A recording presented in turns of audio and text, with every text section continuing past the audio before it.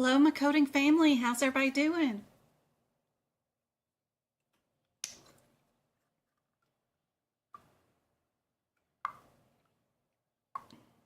Where are y'all typing from, and when are you going to take your certification exam? Hey, Tisha. Hey, Rachel. Hey, Melissa. How's everybody doing?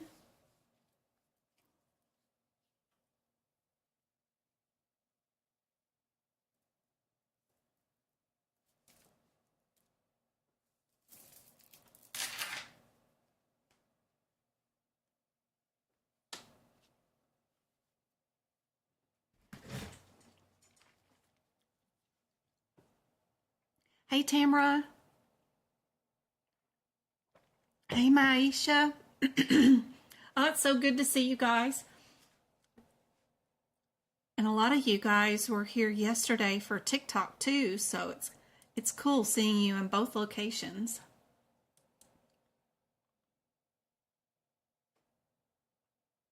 We got 12 on so far. Y'all let me know if you got any questions.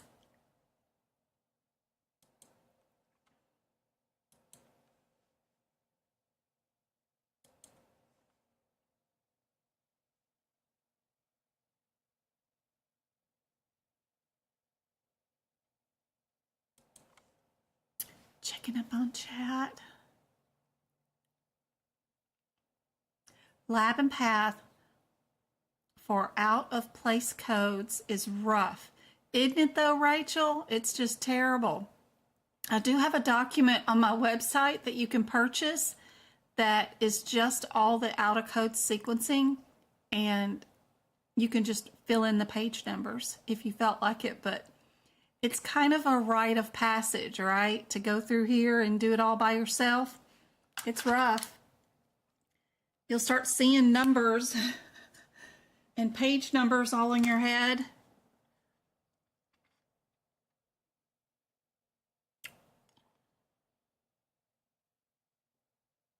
It's being repeated. Uh-oh. Is anybody else getting repeated audio, or the stream isn't flowing nice?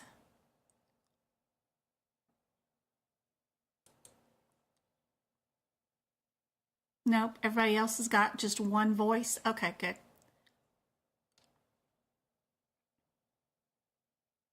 Hey, just me.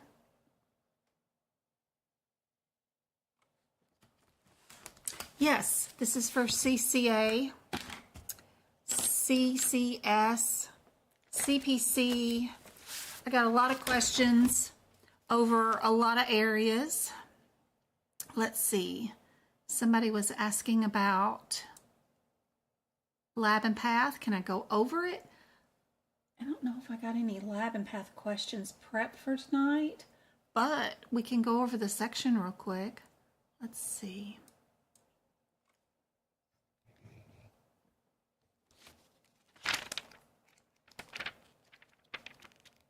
So lab and path, if you make like a 50% on your certification exam, I think that's doing great, because lab and path is super difficult. It's not the test that you're doing for lab and path. It's usually how the specimen is collected. So when you're doing these, some of the codes are under enzyme prep, and some of them are under a multi-step or single-step prep test. And sorry, my cold is still activating, tearing up my throat this week. But it's more about how the test is collected. Let's see. Let me think about some things real quick. We all know about the panels. super helpful to make sure you understand that all these individual codes are all included in these 00 codes. Just know your panel names like lipid panel, renal function panel, acute hepatitis panel. That's why I have them all highlighted in different colors. On the drug screenings, be sure you know where this acronym page is at. I have it tabbed in my book so that just in case, there's 3 pages here of acronyms. Be sure you know where to find this page, because they may ask you something about the TLC machine or what a DART is, and just knowing where to find the words and the definitions is super helpful. Of course, you got to know your differences between presumptive and definitive. Be sure you know in layman's terms what the differences of those are. On the drug screens, these 803, 05, 06, and 07 will definitely be on your exam. 100% will be on your exam. Knowing that you don't multiply these codes and knowing that they're doing all the drug screens all in one here, and that this is just a general, let's do a urine sample and see what sticks with these codes is super helpful. If something comes back positive and you do a definitive, like for sure marijuana is positive, that's where you add in an individual code for just marijuana. But if everything's negative, then it's just one of those codes. These are all definitive drug testing. Knowing what you're doing on each page is super helpful. Because we'll get into the back here with like some of those strep screenings and stuff. And it's more about being an enzyme test or, I can't think of the other term that I'm thinking about on these. Oh yeah, if you're quantitative or qualitative, knowing those differences or marking them is super helpful. A lot of times it's the same test written twice, but the only difference is whether it's quant or qual. So I have 2 different colors, pink and green for those. Qualitative gets the pink or purplish color, and then quantitative test gets the green. And they're just little squiggly underlines in my book. So anytime one test is one and one test is another, that way I can go through those and look at them super easy. Some of the tests it's the same like sputum test or cystic fibrosis test, but sometimes they're using sputum, feces, breath, blood, urine. Knowing how to spot those differences between these codes, whether they're using it for blood or they're using it as a Q-tip test, or knowing how they're collecting the specimen and what type of specimen they're collecting is a lot of the battle back here. Some of these tests are multi-step tests, so having your headers done is super helpful. And then some of them aren't. They're single step prep test, and having those marked is super helpful. Knowing the differences between enzyme test and nucleic acid test.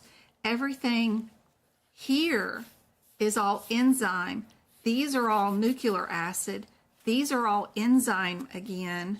So knowing which ones, and then we start over again doing more nucleic acid test. So having the headers marked is super helpful. You can get that info from my notes, of course, or you can just Google the codes and figure out which ones are enzyme, which ones are nucleic acid. that kind of stuff. You'll definitely have these codes on the exam, 88-300s through the 88-309. And knowing how to do the word searches for the specimens is super helpful. Knowing whether you're doing bacterial or infectious or fungal or some of those fecal occult guaiac ones get really confusing because you don't know if they're doing a digital in the office or if they're a kit for them to take home and do. So be sure you research those codes for sure. The autopsies and the pap smears get crazy because sometimes it's a manual slide with a brush. Sometimes it's a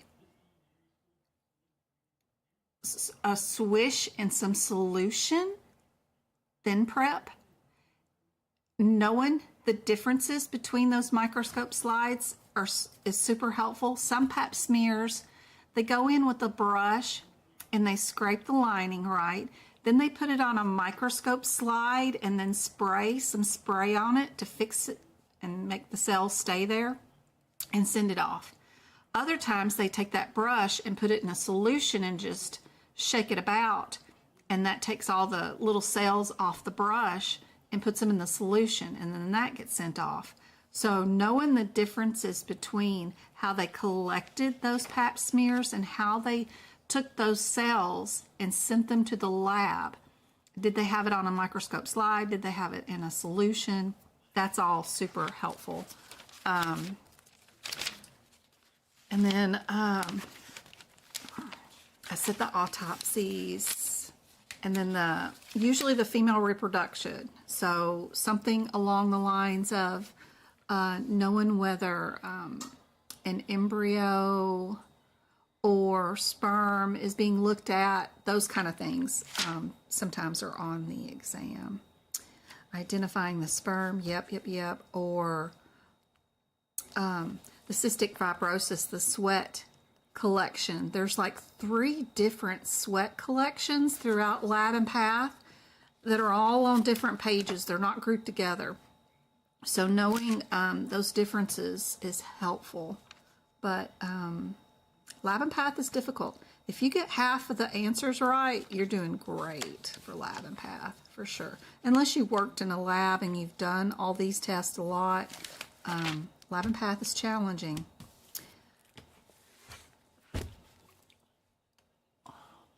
But I hope that's semi-helpful because at least the subjects that I just went over are guaranteed to be on your exam. Guaranteed. Your 6 questions will be over drug screens, reproductive issues, biopsies being sent off, in either cystic fibrosis or a autopsy, those kind of things. And your panels, the cholesterol, lipid panel, that kind of stuff. For sure. Be all in there. Hey guys. Somebody I know took their test today. Yes, thank you guys for the thumbs up. I'm letting YouTube know that you guys like the content. This week is all study, Monica says. I did look at the final exam on AAPC and I didn't answer any questions. I just wanted to see how the layout was.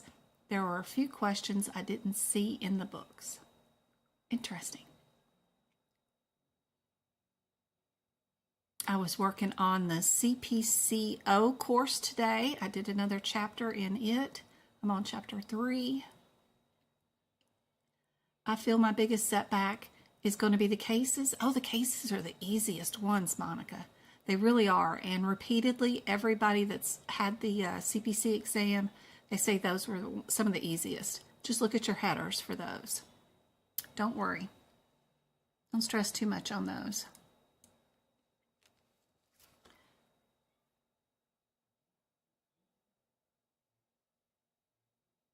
Somebody, Monica's testing tomorrow. Yay.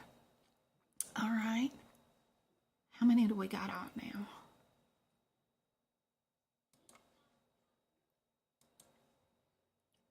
We got 30 on. Okay, good. And we got 12 likes on the YouTube live. Let's get started with our first question. Where am I at? What I name it? I got 15 Word documents open right now. I've been working today. This is going to be like a little word match, a little fun play thing we're going to do. So which one of these bulleted definitions means NEC? Is it incomplete term, provider documents more specific, not included here, coder lacks information, supplemental words, alternate wording, or not coded here? Which one means NEC? And sorry, I got a cough drop in my mouth, so sorry if I'm making a lot of mouth noises. I know it irritates me to no end for somebody else to be making noise with their mouth. I don't like it. But it's either that or me croaking like a little frog.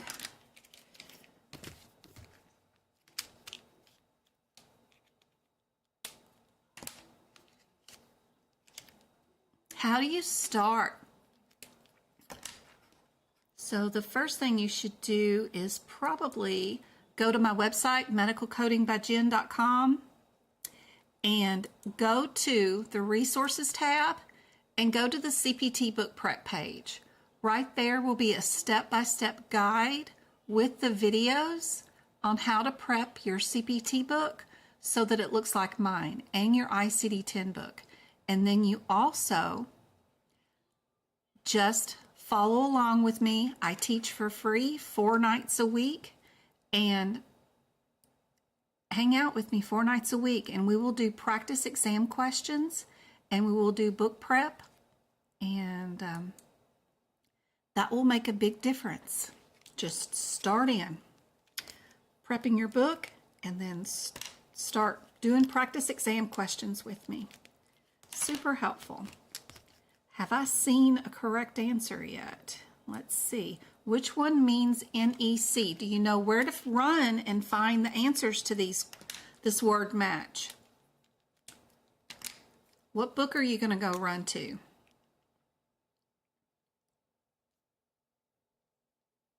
NEC means what?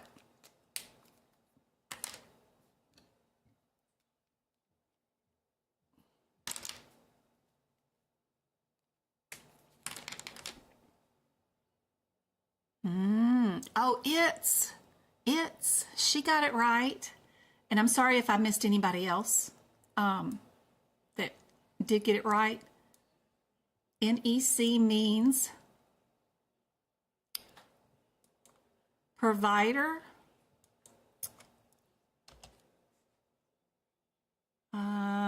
documented more information than there are codes available.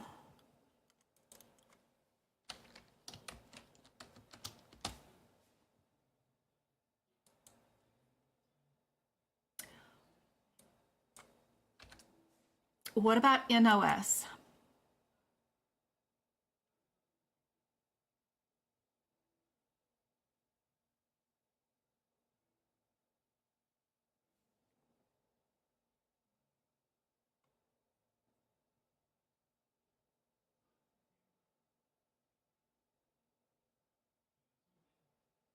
NOS.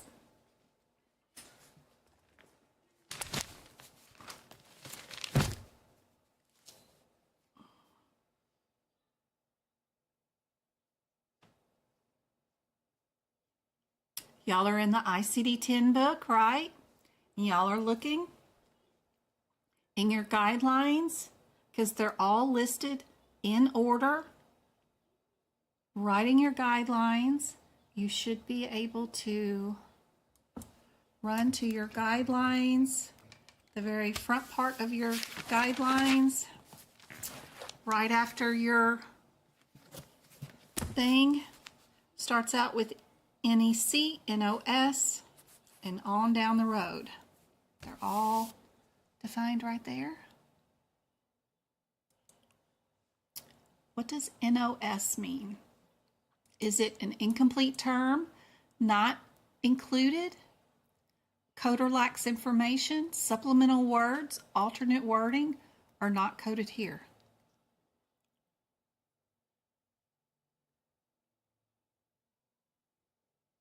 Good job. Code or lacks information. That's right. Whoops. Wrong thing. Let's see if I can't get this to drag down here. Yep. And then we'll move the NOC over here. Perfect. What do the brackets mean? The brackets. Are those incomplete terms not included here, supplemental words, alternate wording, or not coded here? Not included, not coded. They get so similar. Come on, Chloe. Come on in.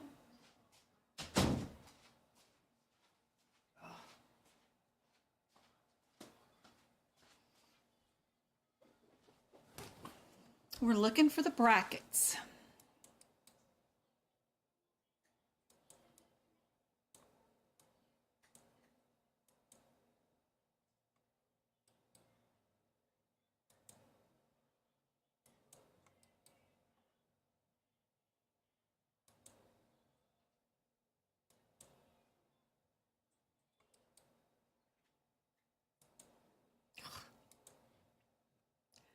Let's see. Hey. Him influencers. Yay. I'm so happy. I'm happy this is helpful for you. Our brackets are alternate wording. Absolutely. Good job. We'll move that over here. Perfect. What about the parentheses? What do the parentheses mean? Is that an incomplete term? Not included here? Is it supplemental words or not coded here? What about these parentheses?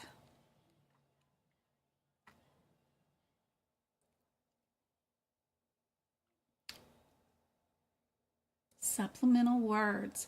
They do not affect the code assignment at all. Perfect. They could just say that, you know, which one of these, a bracket, a lightning bolt, a parentheses, whatever, which one does not affect code assignment? And that may be all you get. You may not even get the supplemental word thing, so don't forget about the secondary explanations there too. What about the colon? Not to be confused with the semicolon, but the colon. Is that an incomplete term? A modifier is needed or not included here, but may have both separate conditions, or does it mean not to code here?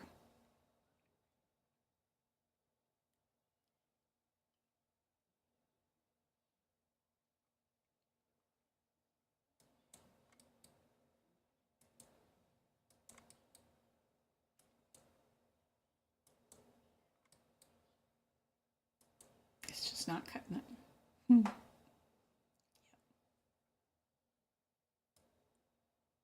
Yep. Incomplete term is for our colon. Oop. That's hard to grab because it's so tiny. Good. All right, now all we've got is the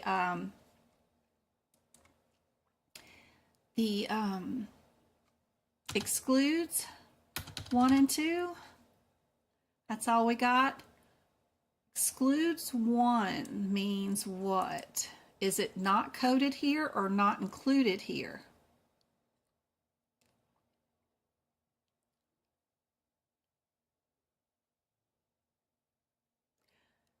I don't teach coding prep classes.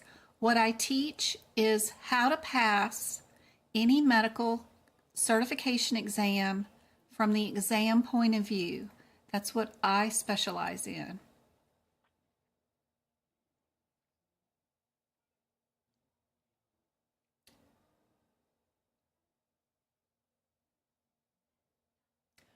Not coded here.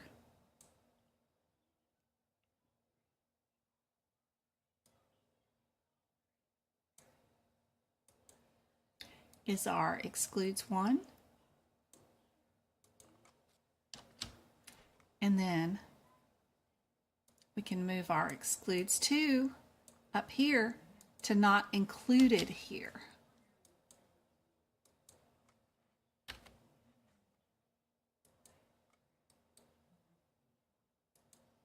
There we go.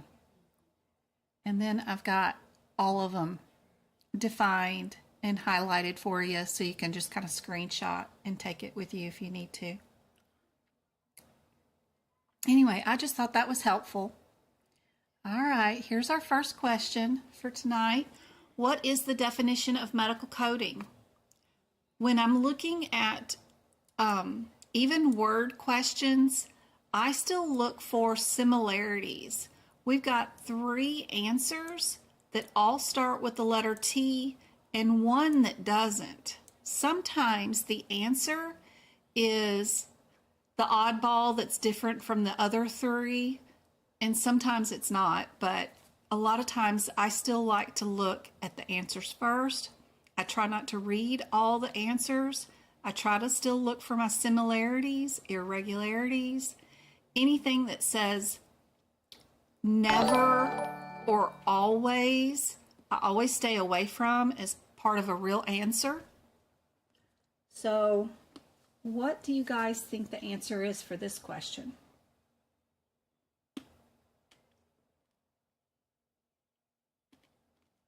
If it is going to be translating, are we translating documents, services, or documentation? So we got 2 more similarities.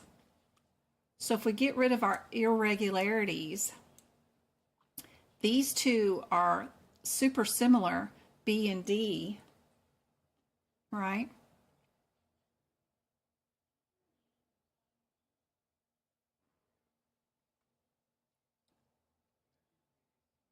Hi SK, good to see you guys.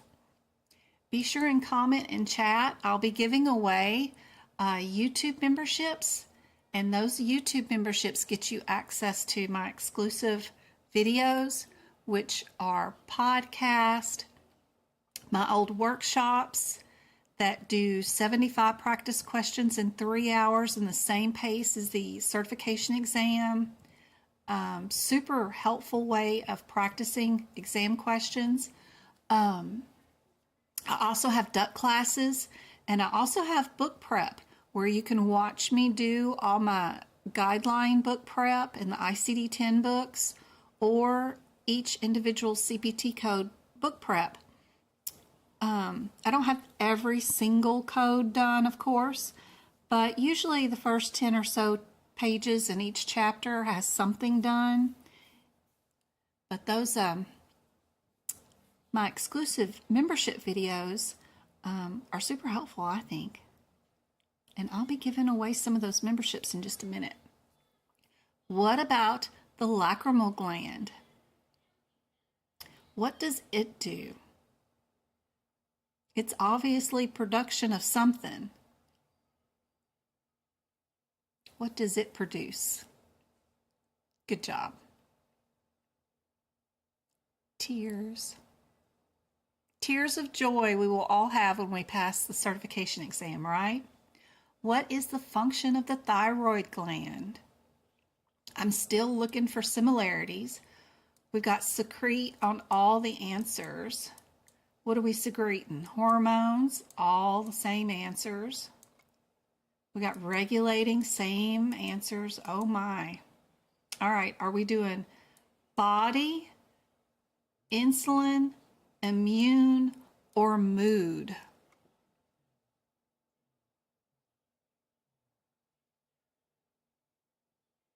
What do you guys think is the answer?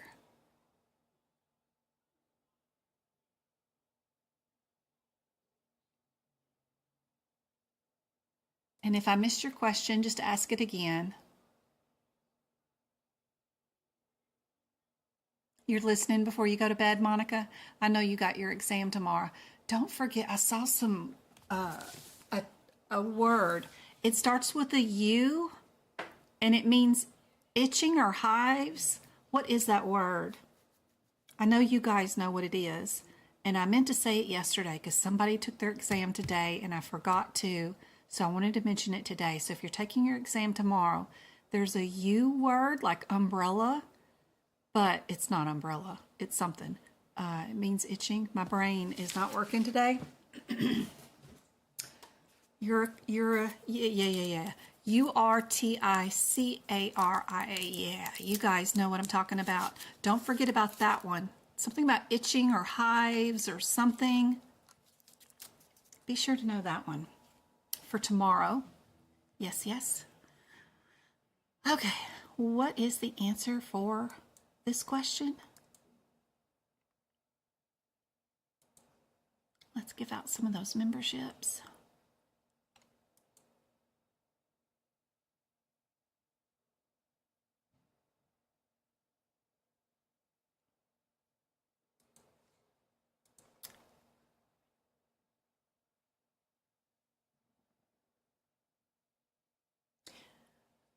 Do I see a lot? I didn't see a lot of correct answers for this one. Double check your answer on this one, guys. Double check your answer. Nag, Shu, Erica, Kristen, and Crystal. All won YouTube memberships. I hope those extra videos help you guys out for sure. There you go, Blondie. Padme, look again, honey. Look again.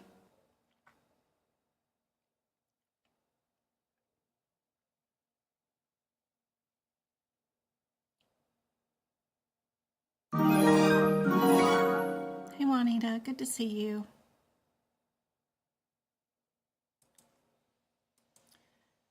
Mood, not really a good medical term, you know. I mean, you know, metabolism is what it does, and blood calcium. So A is the answer for this one. That one always tricks everybody. Tears of joy. Yes, go kart.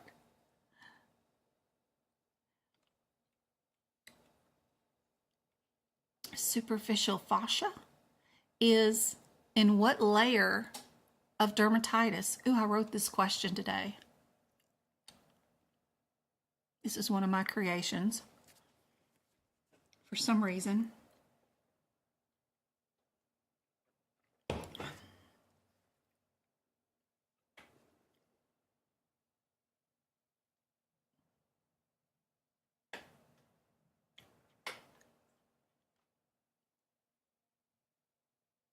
Niru, good job. SK, yes, yes, yes, yes. Could not confuse you guys. Perfect. Good, good, good. All right, E and M, they're all new patient, and they're all under office visits. So we just need to know, are we minimal, low, moderate, or high? MDM today. If you don't have MDM or time in your exam question, then you have to go off your 3 elements, which is your problem list, the data that was reviewed, and the risk to the provider and the patient for their treatment for today.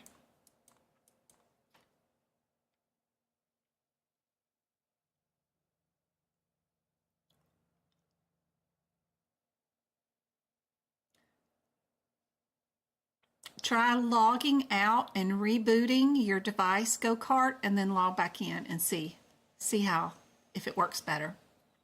And don't forget to change your video quality to the highest one. YouTube sets a default of like a 640 playback when you could be doing a 1080. So just tap your YouTube screen. A little settings wheel will come up at the top right hand corner. Tap it and you'll see video quality. Tap into that and you can change it to the higher quality playback and it'll make it clearer for you. Thanks, Go Kart. Yeah, you are delayed, girl. Hit fast forward on the YouTube button. All right. We have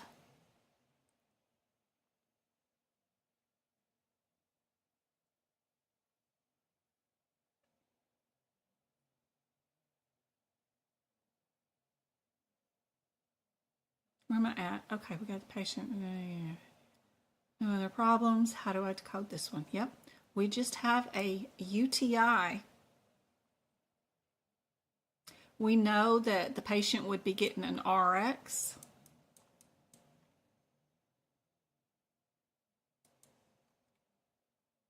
But the presenting list of issues today is just a minor problem. No data was really reviewed, so we are low. Low on this one. Putting these examples in your CPT book is super helpful.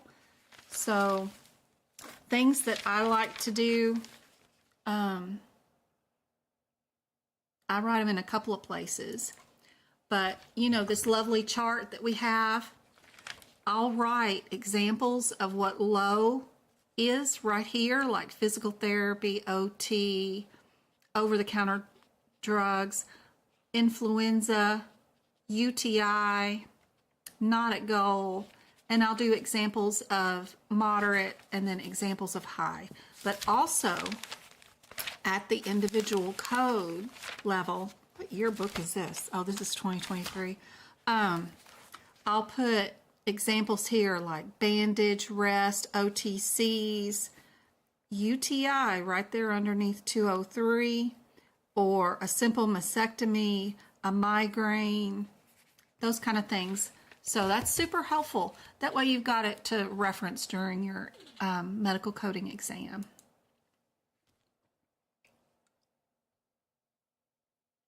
All right, are we minimal, low, moderate, or high for this patient? Let me know in chat what you think. Got another UTI. You guys do this one by yourself.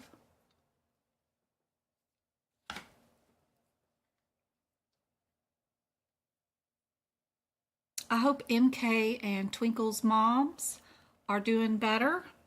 I know they both were under the weather lately.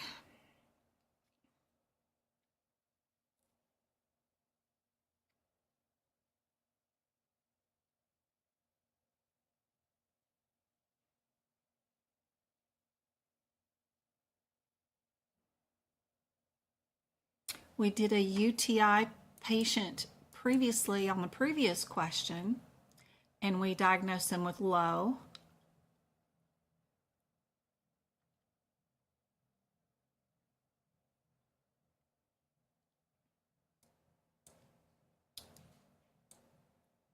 The only difference with this one is they already have a chronic disease. Did you order the stuff yet? Order what stuff? The milk. Yes. I don't know what time it'll be here, but it'll be. What else did you like, Adam? You have a salad in there. You have your lettuce. Go fix you a salad, baby. Sorry, my children. They get no home-cooked meals anymore. They have to fend for themselves. All right. This one has one chronic condition with an acute illness, right? Or limited problem, whatever you want to call it.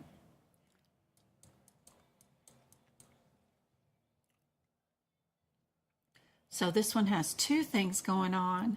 That's why we're going to bump it up to moderate.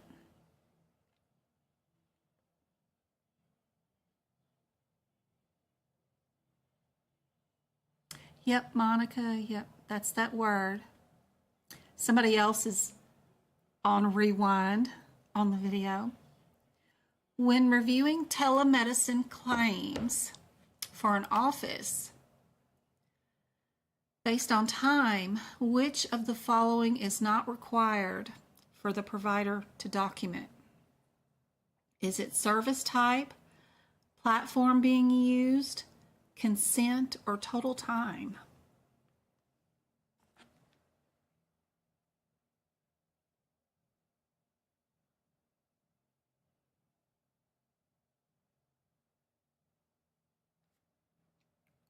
I haven't seen these questions in a long time, so I refreshed them today.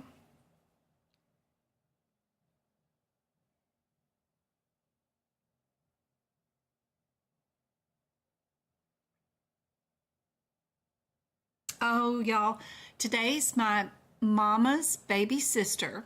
So my mom just celebrated her birthday. Well, my mom's baby sister birthday is today. She's a leap year baby.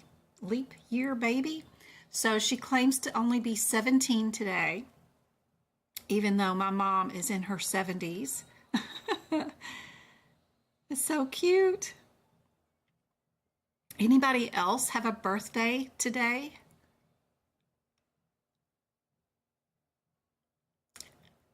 Thank you, Shade. I just noticed because I opened up Facebook, and of course it's the boys. Happy birthday, dear Aunt Candy. And they were singing Aunt Candy a song 8 years ago. And what they were singing was happy birthday to her, but it was a piano keyboard that Aunt Candy had sent the boys. And instead of playing music, the keyboard farted in different little farts. And so, yeah, that was so cute. That was so funny. 8 years ago. Now they're high school kids. I can just so embarrass them with that. That's so funny. Play that in their wedding day. It's going to be great. My oldest child, who's in his 30s, didn't get anything recorded. Or if we do have it recorded, it's on those little cassette tapes that we can't get transferred, you know, or CDs. They lucked out so good. Now, my younger kids are like, their whole life is recorded and posted on social media. So they are poor things.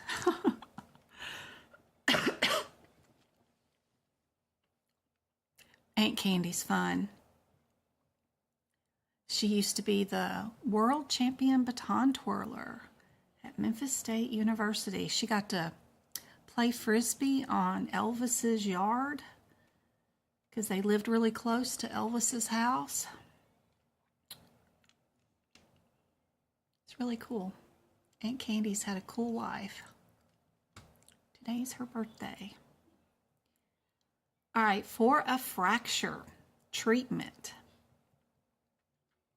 that is performed in its entirety, the provider will be paid for the pre-op and post-operative services along with the procedure. What is this called?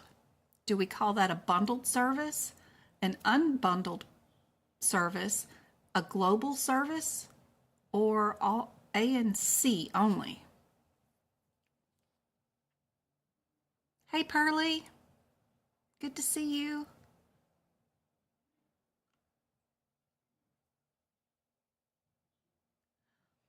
My Aunt Candy's youngest child is my cousin.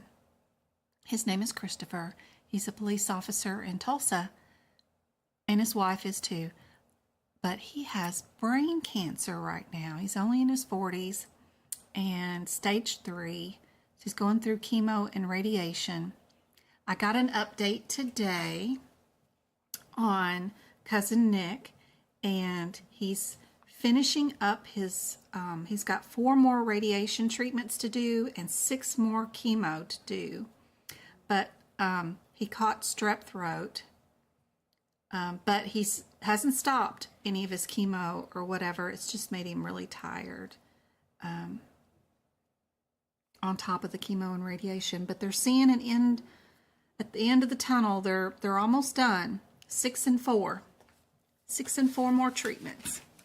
Hopefully, and his doctors have been really happy with his progress. And hopefully everything will work out just fine.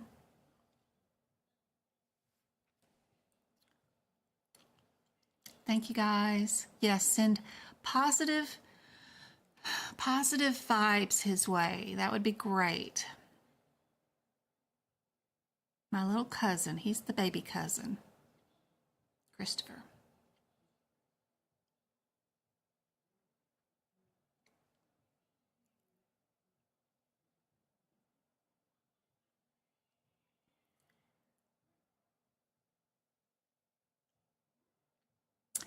Dan, and who else? Was there somebody else? I thought there was. And Tamra and Maisha. You'd think global package, wouldn't you? You'd think it would be that. But it's actually the fancy terms, and the real terms are actually called bundled and unbundled payment. And one of AAPC's favorite answers is either all of the above or none of the above. So anytime you see one of their questions with either a bundled answer like D,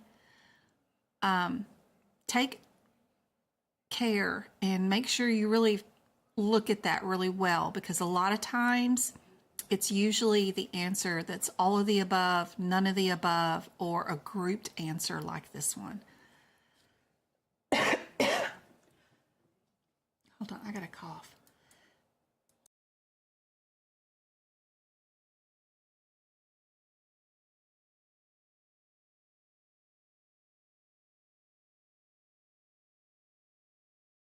Okay, I had to mute y'all for a second. Okay. And so hopefully, even if you don't know the answer, when they have a grouped answer like that, take a look real hard at it and make sure.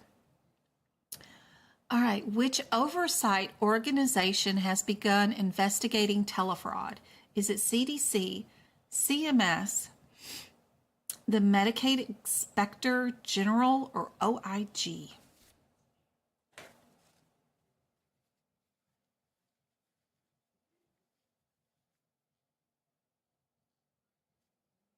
Good job. Good job. Yes. OIG. OIG. Good job. E&M. And I think that's... Yeah, we're going to have some... somebody asked for ICD-10 hip picks. That'll be coming up pretty soon, too. As far as memorizing anything, I would really love for you guys, and I'm going to make you guys some flashcards, but I would love for you to be able to look at these CPT codes and know what their headers are without having to open up your CPT book. Does anybody know what a 99253 is? What's its header?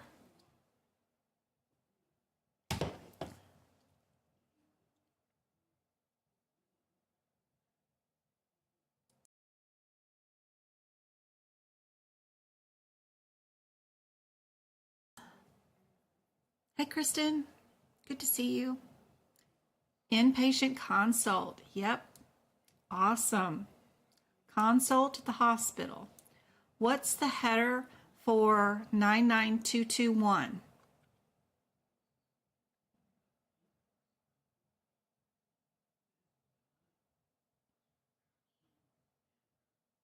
This one's admit hospital. Yes. What's our 233?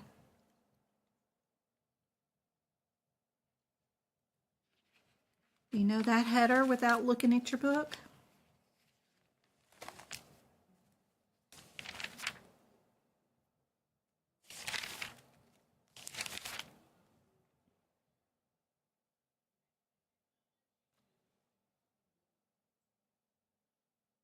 I hope the practice questions today help you guys out.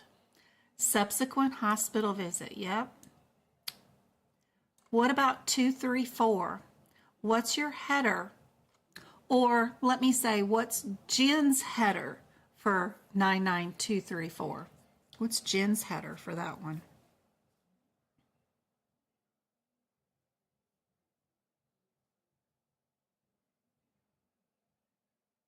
Perfect, Nero. Yes. Admit, discharge, same day. Perfect. If you knew those headers, you wouldn't even have to open up your books for this question.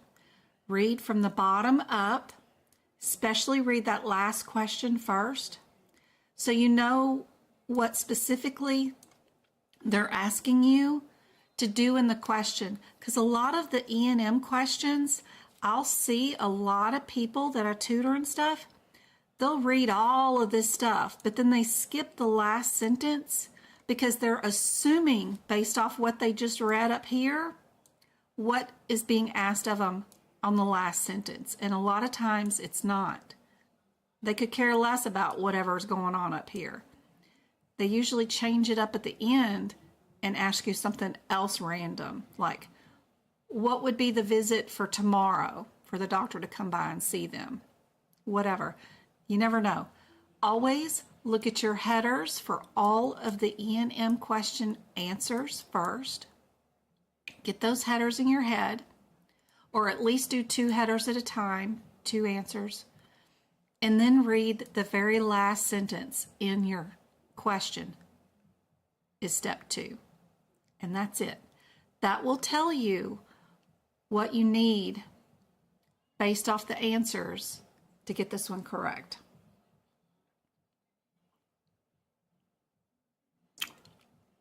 So right here is a perfect example of a question where you didn't need to know none of this at all because they didn't ask you to code any of this at all.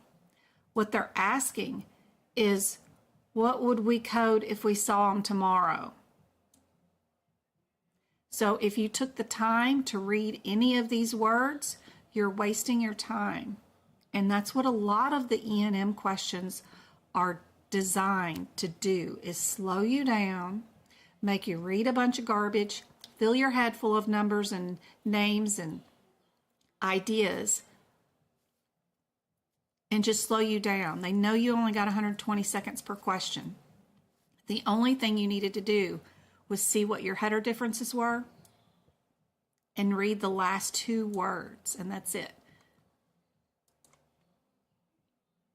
And you know anything that will be coded for tomorrow's visit will be a subsequent hospital visit, right?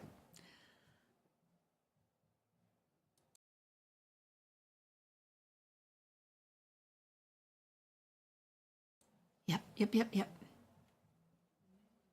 Which of the following does not make it more likely cervical cancer will develop? A lot of times too, when you guys are doing these practice exam questions, especially on my workshop videos where there's 75 questions, we do them in 3 hours. When you're practicing them, turn my audio off. Don't listen to me, because you won't have me during your online exam. You'll be all on your own. You need to hear me in your head, all by yourself. You need to channel me, put a little bird on your shoulder. But I won't be there to talk you through these questions. So when you're practicing and redoing these lives and you're training yourself to get it done within 120 seconds per question, and you're pausing the screen as soon as you see that question, be sure and turn the audio off too, because that way you won't have me explaining things, telling you what the steps are. Try to practice a lot of my YouTube videos without the audio too.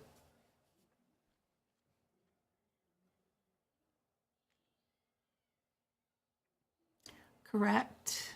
Good job. Here's another one where we don't have MDM or time, and you have to figure out what the total 3 components of MDM would be for this particular patient. I'll let you guys tell me what the answer is.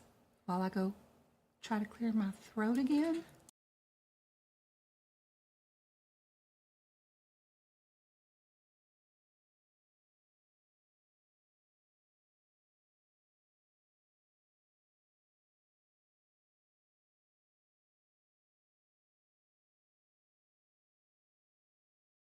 You're welcome, Shaded.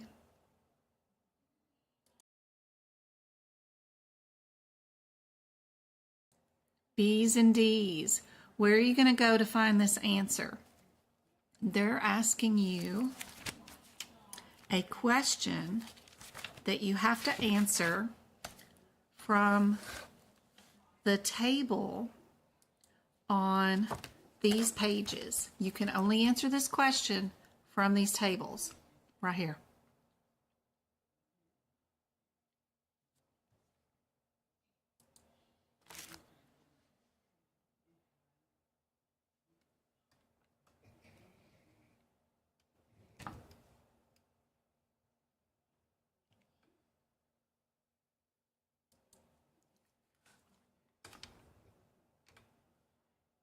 Prescription drug management is moderate. You were just doing a word search for that.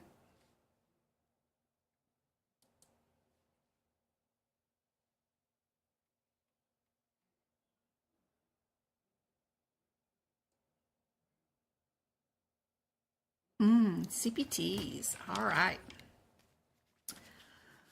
So they all start with 44. 3 of the answers start out with 44-1.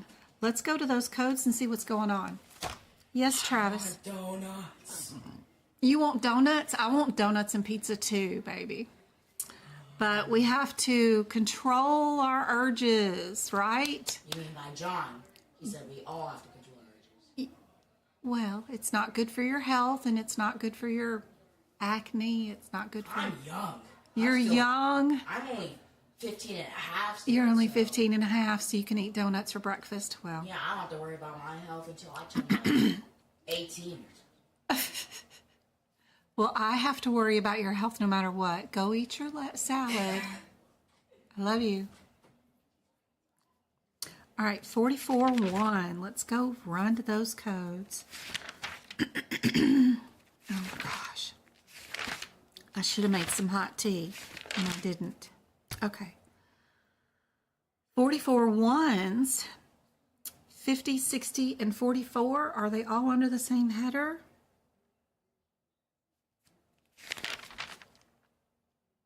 Yep, they're all under the same header. The only one that would be different is our 44-205. It's under the header of excision.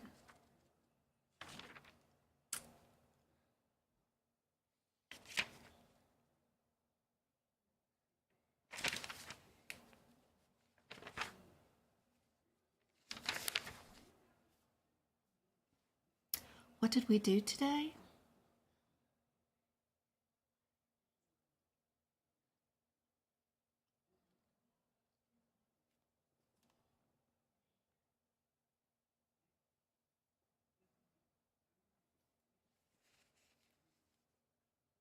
The differences is that these codes are under the header of external. Can you find that header? Do you know where that is?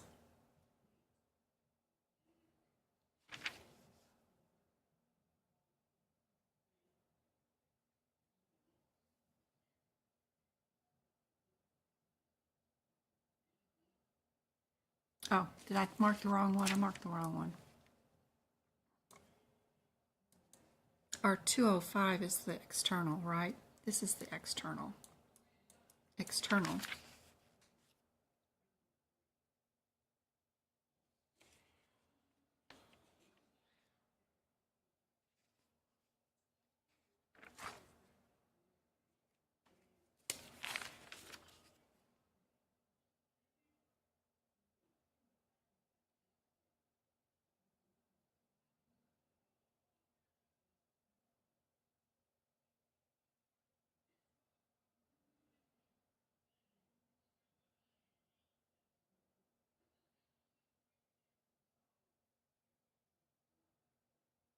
our differences between our 50, 60, and 44. This one's a resection.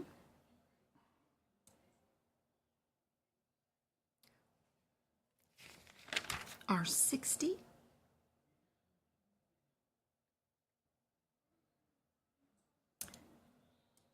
Partial colectomy.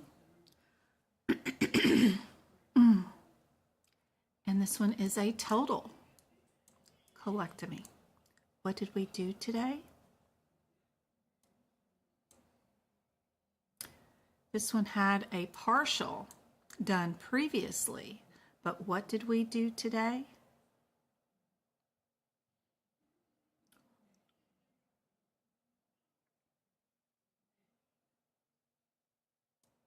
We resected.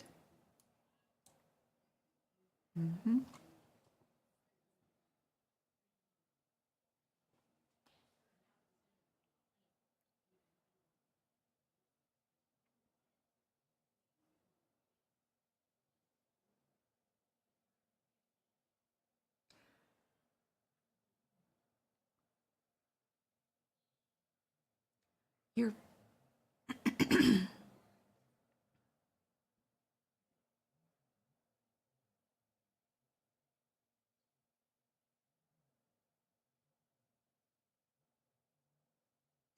ilio is in both your 50 and 60. Did you notice that?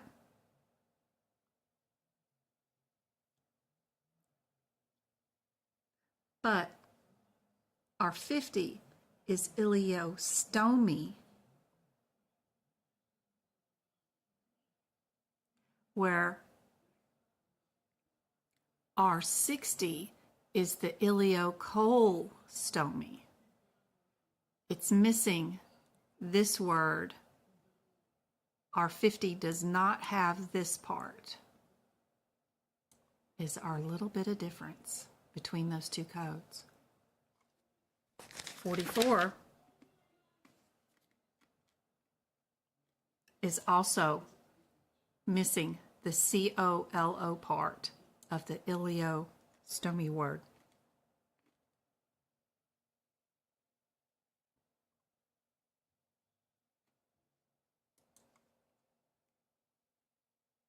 Yep.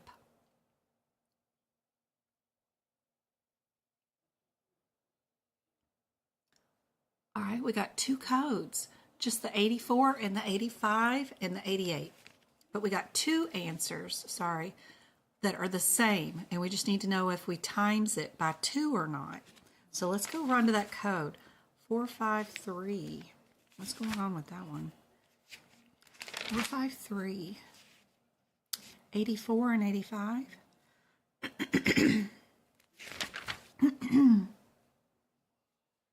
Ooh, by the way, somebody's taking their exam tomorrow.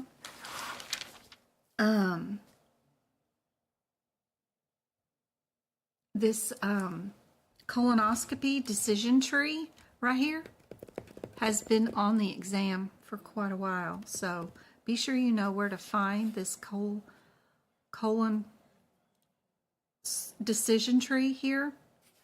Something about going to this decision tree and either picking out beyond splenic flexure or does not reach. One of these two little boxes, something around in this area, they'll direct you on which one to go. See if you're diagnostic, therapeutic, and then something doesn't reach somewhere.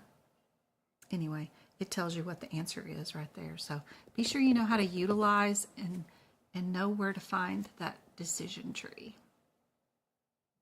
for your exam. Anyway, for our 253, 84, 85, what's our differences? We got our snare. We've got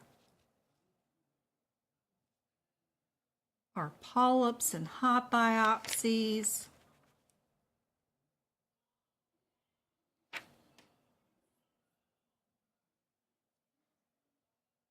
And our ablation. We do have high-risk patient because they have prior history of polyps. That's a good thing to know for an exam. What makes a patient high risk for a colonoscopy? Prior history of polyps does, by the way. This one's probably 2 pages long. Here we go. What do you guys think the answer is for this one? There you go, Padme.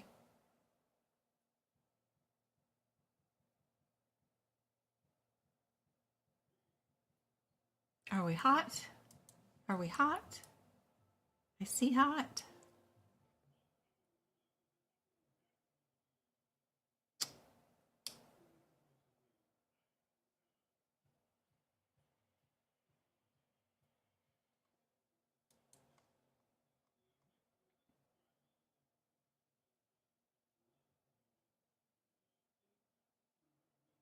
Yep, A is correct. Good job.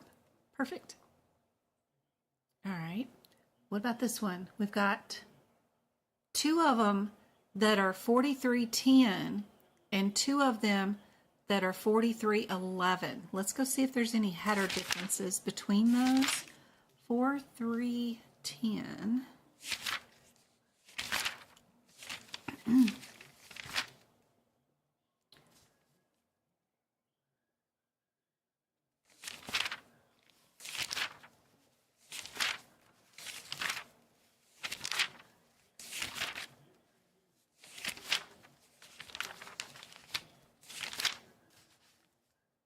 4310. 01.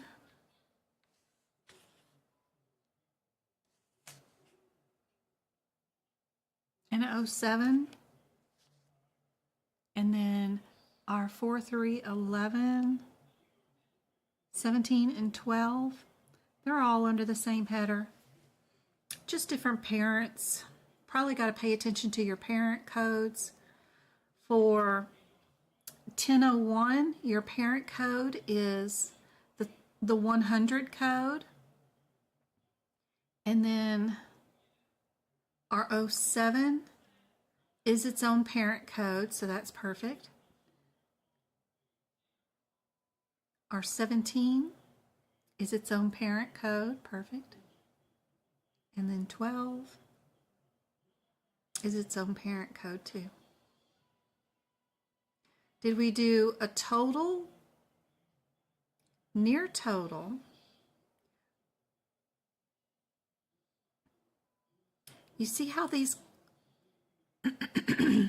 CPT codes, the 43107, 43112, they start out word for word, the same exact thing, down to cervical, total or near total, esophagelectomy with, it's just word for word, pretty much the same thing. Do you have your differences marked already? So you don't have to go from word to word through these descriptors just to find that one word differences. Our 07s have no thoracotomy, where the 12s do. So we just need to see if we did that or not. Let's see, is there 2 pages with this one too? Let's go look. Yep.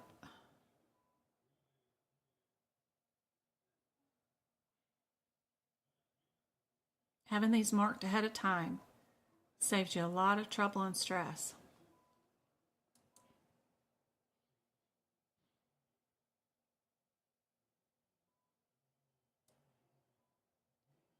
No.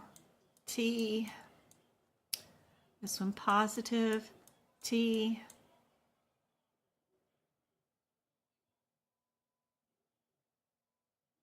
"17" is distal. 01 is thoracic or abdomen. What did we do today? We got some C's and some D's.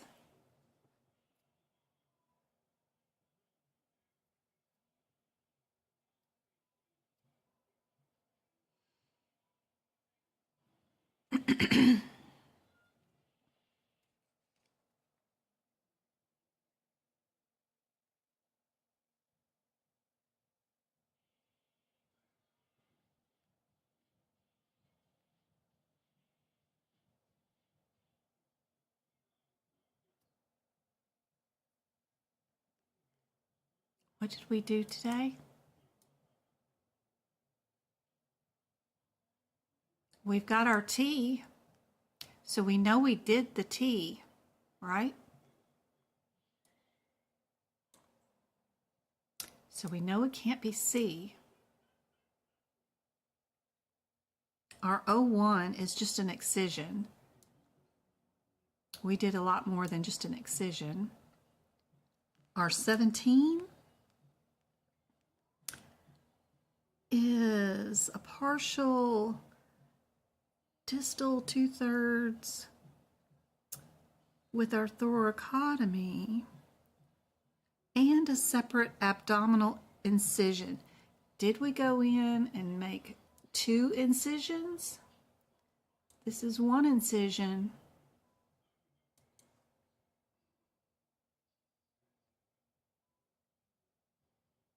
We do have another dissection, which is kind of cool. That's part of that thoracotomy that we did.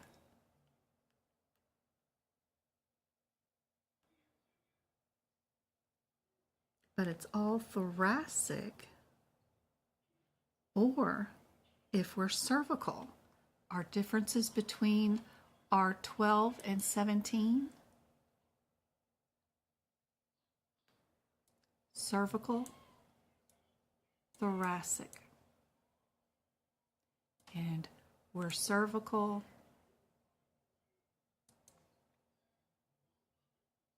Is it mentioned again here? Yep.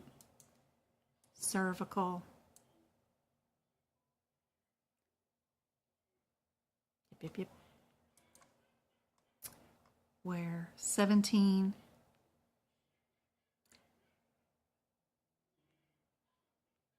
is our thoracic. So, yep, D is your answer. Good job. Yep, yep, yep. Makes sense, guys? ICD-10. Love our ICD-10s.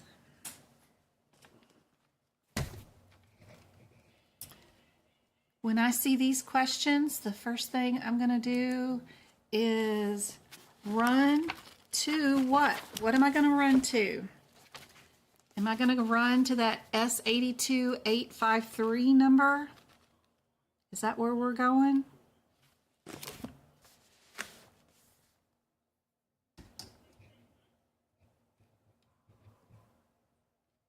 Where are we running to?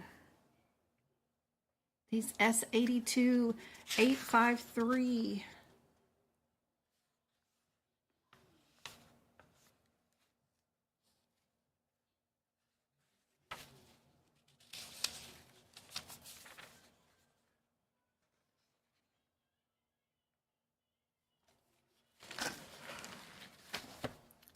Is this where I'm going?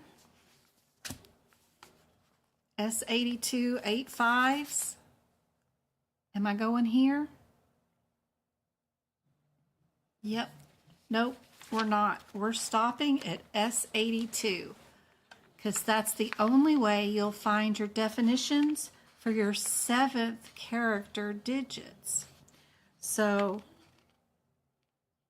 A means initial, closed fracture. What did we have? Did we have a closed fracture? We have a non-union fracture. So we know it's not A.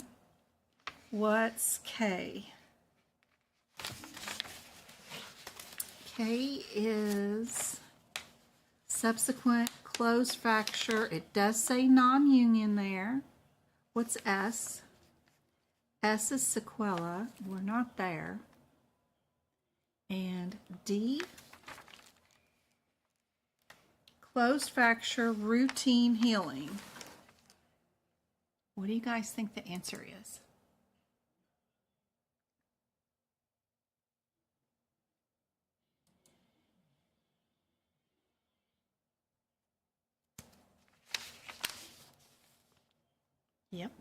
when you figure out what your answer is, what I like to do with my practice ones is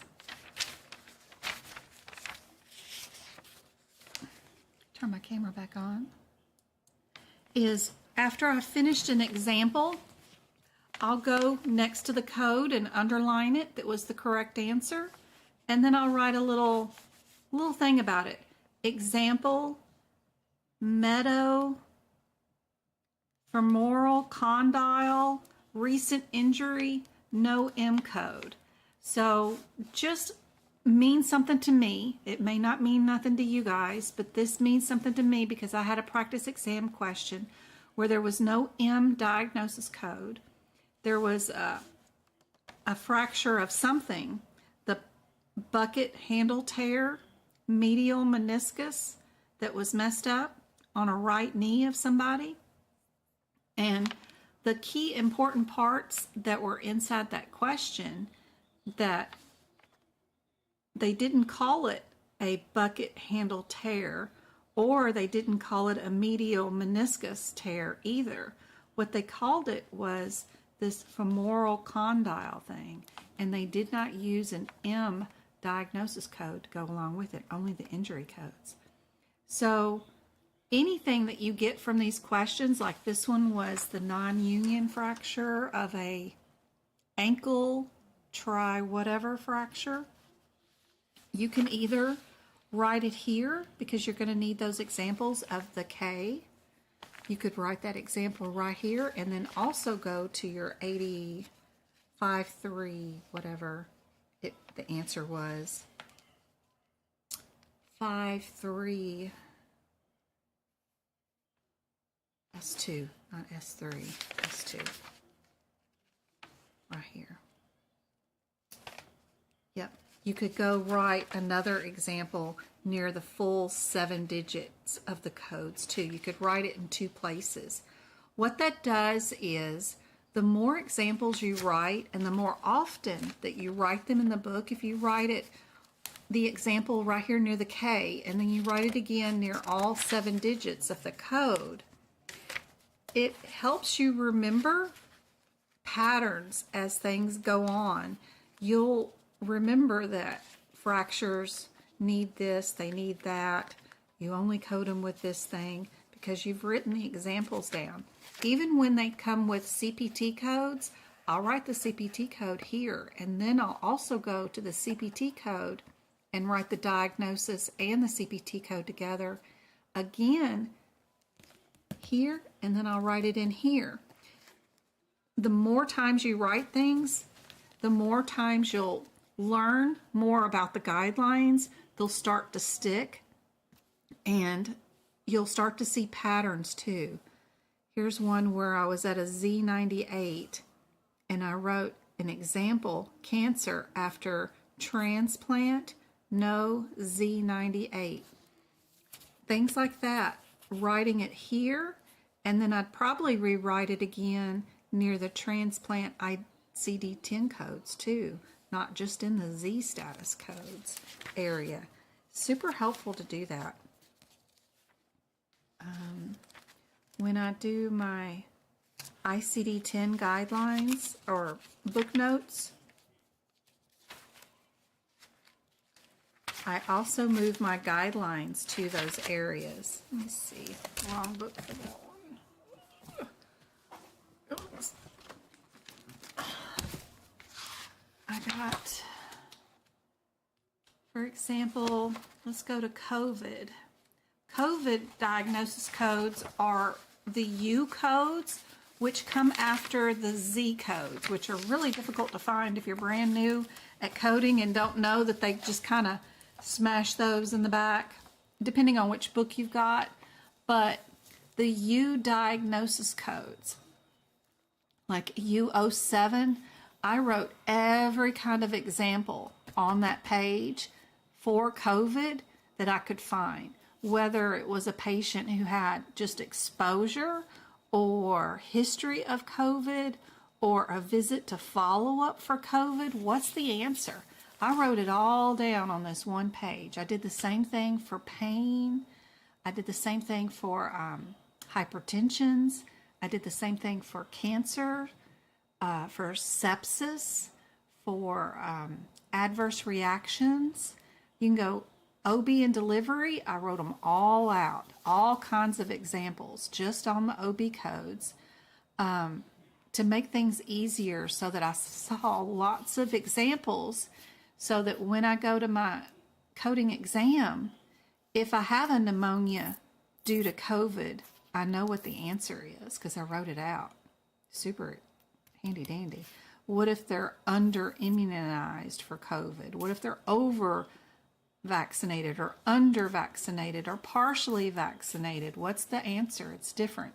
So super handy dandy to not only practice these exam questions, but move that data to the codes where it's affected and rewrite it as many times as you can think of, that you could put it in one side of the book, put it in the other side of the book.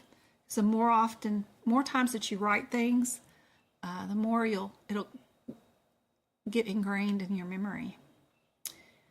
I did this question in the pain section because you probably will see one of these on your exam, because there's a lot of guidelines on whether you do pain first or cancer second, depending on what type of pain or why they're being seen. They're just wanting to know, do you know the guidelines associated with pain in this question? What do you guys think is the answer for this one? Would we be a C code first and then a G code, which is pain? Or do we do pain first and then a C code? Do you have your examples written out in your ICD-10 book for all those top 10 areas? Burn patients, injury patients, baseball hitting people, that kind of stuff. Your adverse reactions, your pain, your cancer patients, your sepsis patients, your OB delivery, your heart attacks and hypertensions, and your diabetics. All will be probably somehow or another, either with a guideline question or a regular diagnosis question. They'll be asked on your exam. Reason for the encounter, that's right. I do have all this on my website. So, yep, if you go to medicalcodingbyjen.com, you can go to CPT book prep page. It also shows you how to do your ICD-10 notes for free for you with pictures. Shows you what I did and how I do it so that you can see examples. You can also go, of course, to the shop and you can just purchase them and just print them out, or, well, they're not really meant for printing because it'd take too much ink because I do them in color, but view them on your device and then just copy them into your book page by page if you want them. They're in the shop, but I prefer you do it yourself. You can do this, and I have the step-by-step instructions for you for free on my website right there. Super helpful. Don't forget, if you want practice exam questions,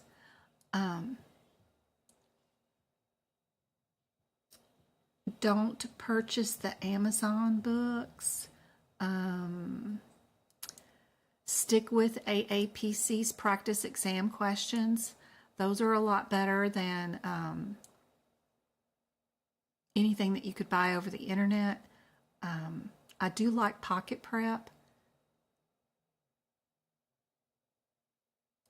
I have a link here on the front of my website right there where you can get access to 750 practice exam questions, and you can do them all on your phone. I mean, you can take them with you and they'll give you a quiz of the day. You can build your own quizzes. It's super handy dandy. And they give you the rationale with the page numbers of where the answers are. And it's $14 a month to have access to all 750 of them, or $34 for 3 months access, and they have a pass guarantee. If you do use the link that we have attached to my website, we get $5 from Pocket Prep back to us, which I use to give out YouTube memberships to you guys for. So they just started sponsoring us, but I've been promoting them for 2 years, so they are really worth it. They do have good questions, and they are just like AAPC certification exams. But anyway, you can do the book prep for free, I promise. Anybody know the answer to this question? I keep the ICD-10s are on my website, fairly cheap. Some of them are only $6, so they're not very expensive at all, and they're instant downloads for you guys. And there's no Etsy fees here. I do have some notes that are on Etsy. It's mostly CPT notes, but we have to pay 20% goes to Etsy for Etsy fees, so they're pretty expensive. I always charge a little bit more when you purchase from Etsy because they're super expensive. Fees over there with tax on top. So it gets crazy. So like 35% is for everybody else. You ordered Bucks step-by-step coding. Would you recommend? The only thing I don't like about Bucks is that they don't give you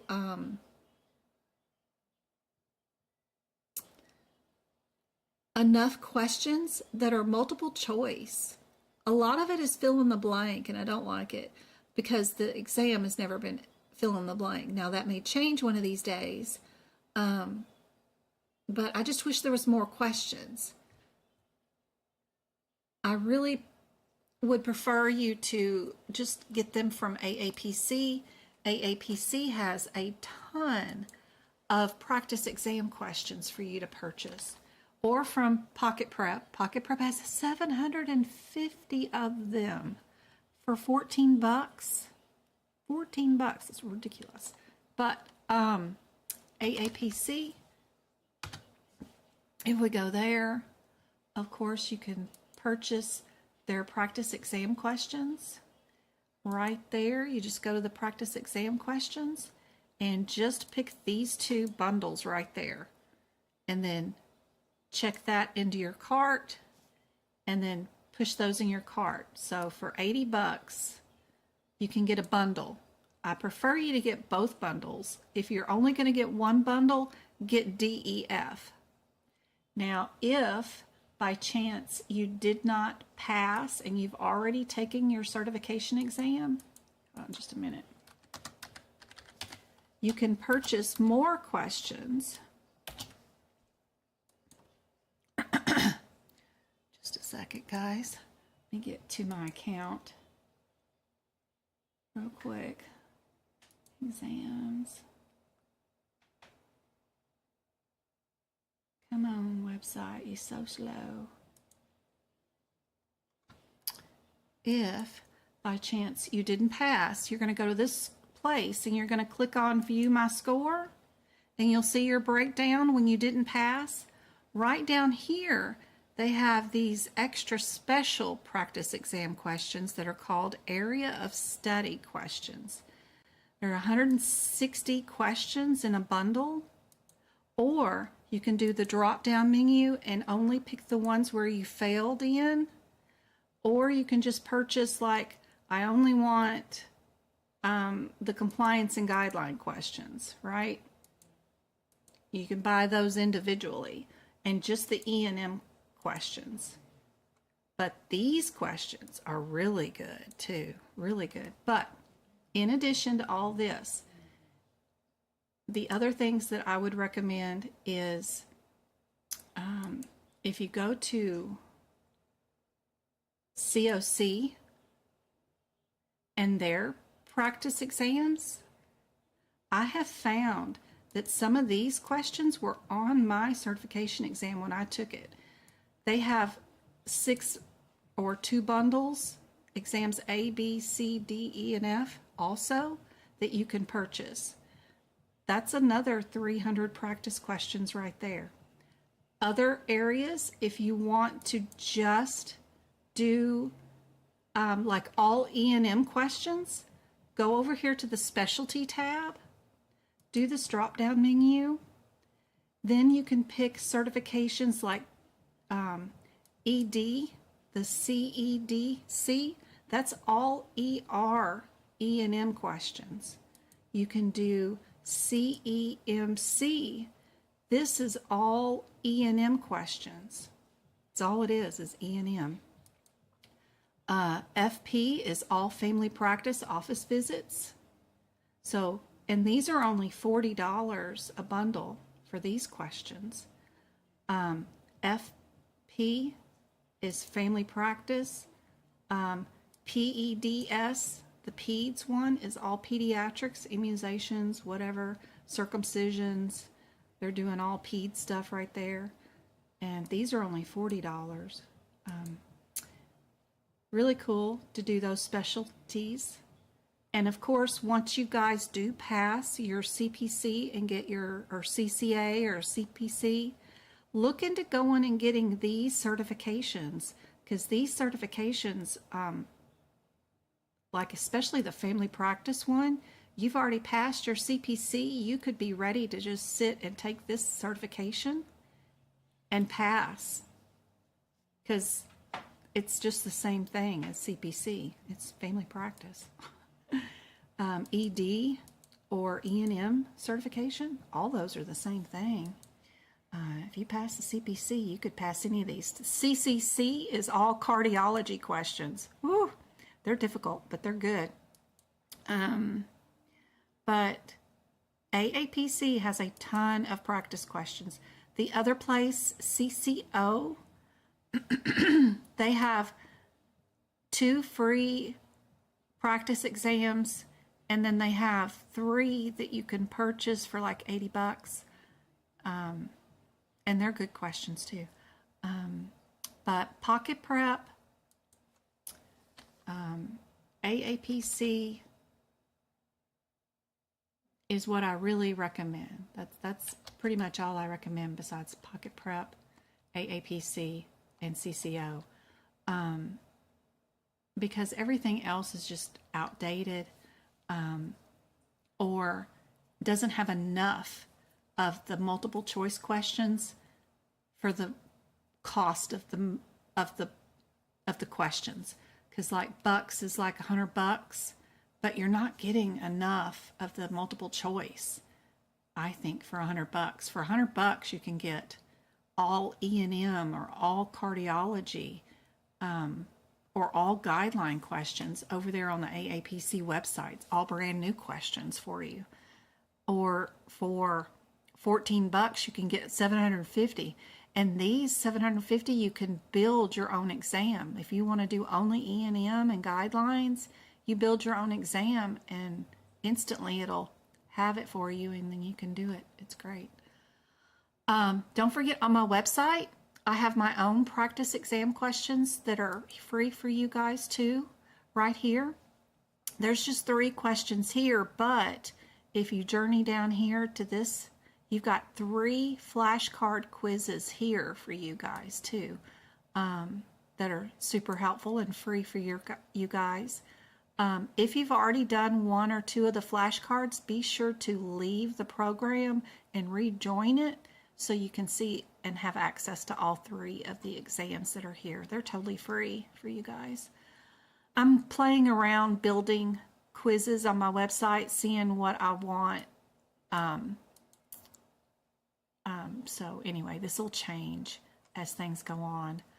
And don't forget about the YouTube channel too, because over on my YouTube channel that you guys are already on, if you go over here to the community tab, we have a lot of practice exam questions here for you guys to do too. When you click and answer, it'll give you the rationale.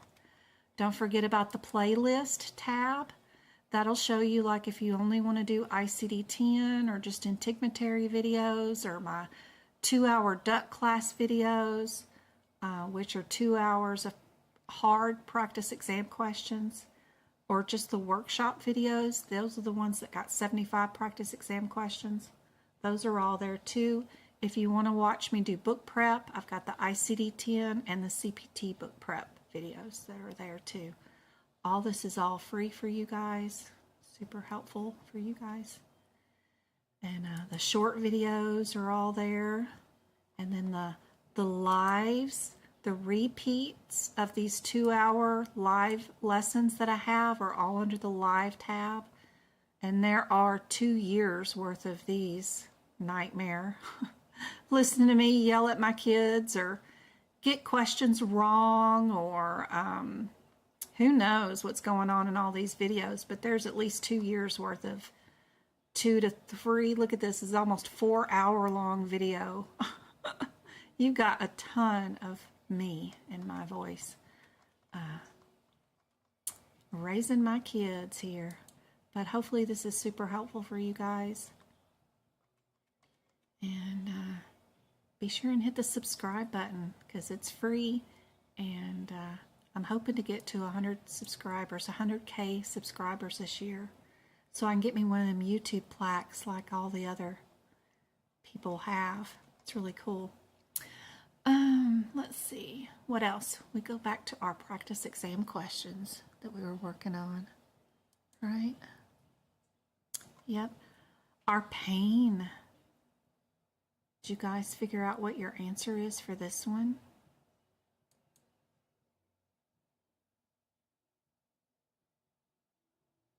How do you find the correct answers for the quizzes? In your CPT book, right? So if you're doing a question and you're in my flashcard quizzes and it only tells you you've got the wrong answer, then you can leave the program and redo the exam again and pick a different answer and see if you get it correct. And you'll eventually get them all correct. And you just keep leaving the program and restart the quizzes again. Or just open up your book and go to the CPT code that I listed, and I'm asking you what the header is, like for 99421. If you got it wrong, then go run to that code and see what the correct answer is. The correct answers are right there in your CPT book. There's only like a couple where like, what's Jen's header for the prolong or the admit and discharge all in the same day? That's the only one that might be a little different because the answer isn't technically hospital admit and hospital discharge. It's technically admit and discharge all in the same day. You know, Jen's little header. But most of them are just go to the code in your CPT book. You'll see the answer because it's just the header. It's right there. But also leave the program and restart the quiz and redo it and see if you can't figure out what the correct answer is. Unfortunately, the way my website Wix is, they don't have the ability to, if I use their canned quiz area, to show you the rationale when you get it wrong. How ridiculous is that? I've asked them to make that an availability, but they haven't. That's why I'm working on those 3 questions that are at the top of those quizzes. That's actually having to write code, like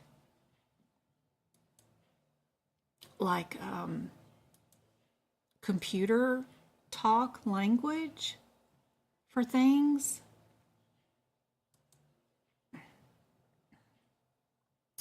And that is a pain to do, but it can be done. What am I doing? I'm doing this. I was going to show you guys what it looks like. That's not it. Code. That's it.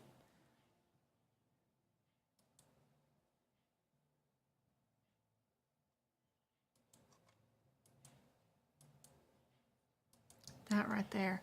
This thing is what I have to do for every single question. I have to write the question here, and then I have to label each answer in between all this jargon, and then and have to copy and paste that into my website for every single question and create one of those for every single question, and then keep going and keep going. it's a tedious nightmare. I need to hire somebody to do this for me. But good God, I'm too much, I don't know. And then if they get a question or a rationale wrong, finding the code with the correct or the wrong question and answer, and then figuring out where to correct the mess. Once you get all this typed out, like this is just one question with nothing in it. What it would be, anyway, I gotta figure out how to do that one of these days. Back to this. If anybody knows somebody or knows how to write code for websites, or if there is a code generator out there, that would be nice. But then again, you know, every time you copy and paste a set of questions into your website, well, what if I want to add one more question? Well, then I got to go redo that whole set of code again just to add one more question. Well, it's just tedious. It's just tedious is what that is. If you haven't joined the Discord group, yes, please do so. Yep, I need to show that off too. Anybody get answer A for this one? Good luck, Monica. Good luck. For that question, we needed to do pain first. And we only had, so we had 2 answers with pain first. And then our difference was whether we had metastatic cancer or primary cancer for that one. And we had a metastatic cancer for that one. What about this one? Are we in the OB section that starts with the O's, or are we in the L section? L section is doing what? L is diseases of the skin.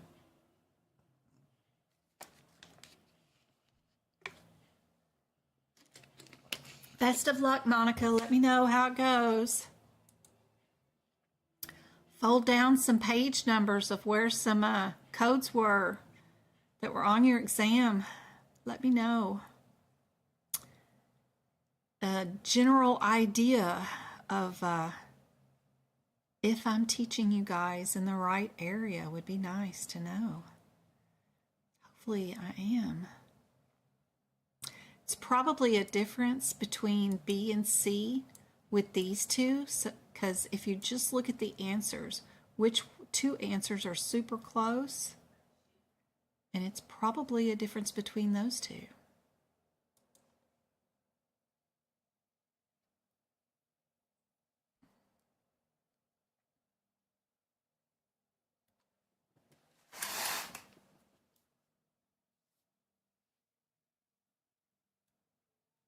Our Discord group,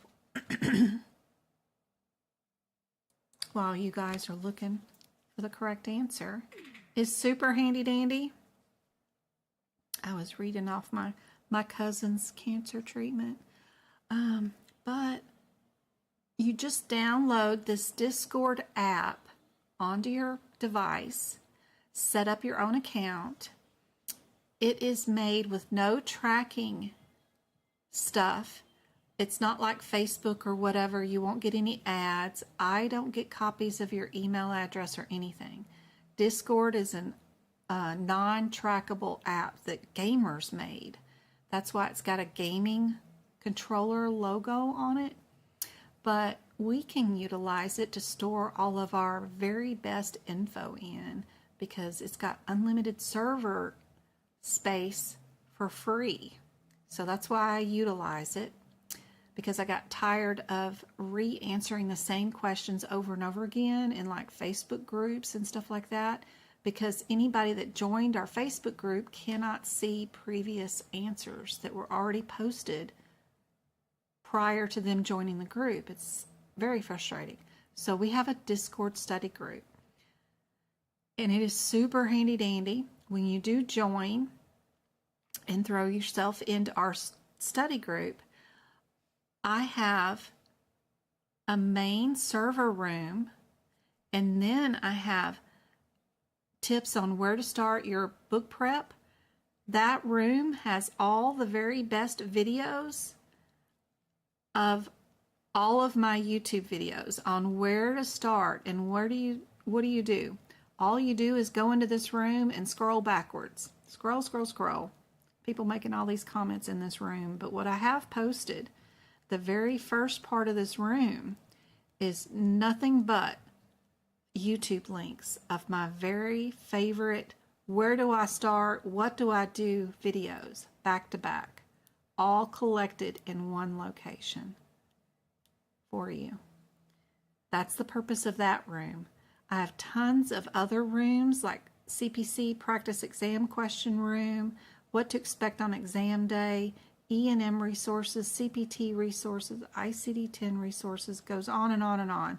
If you want to do risk adjustment, if you want to do CCS or CCA, they have a practice exam question room.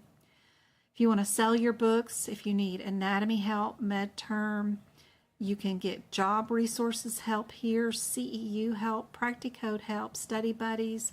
You can go to our case practice room and study just cases. You can look for job assessment exams, which are in that room. You can find all kinds of rooms. We even have a fur baby room if you want to send us pictures of your fur babies. Just all kinds of rooms here to help you guys out. There's a search feature too. You can search like what camera do I use? And you can bring up every single conversation about what camera was used inside of our server.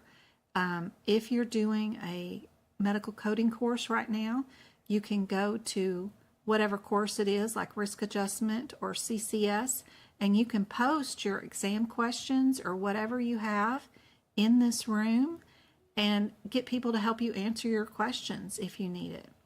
I have practice exam questions posted in here with rationale for PCS and all kinds of other stuff for you guys. I attend some of you guys' webinars, and I do screenshots from those webinars for CCS too, which is super helpful because you guys assign a lot of those PCS codes that we don't do in CPC. So I still attend some of you guys' stuff and then post what I can in here. You just get to go back and search through it with the flick of the finger. So our study group is super helpful, completely free too. There's no charge for our study group. I know lots of people get charged for Discords, but mine is totally free for you guys. So come in, share your fur babies with us. And oh my gosh, Calico's in the house. He's got a sweater on. That's Mr. Lester. He's a senior citizen cat that I rescued. He's super chunky, happy man. Robbie Roo.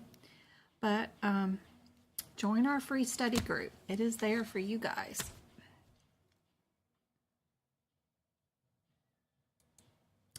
This question, OB.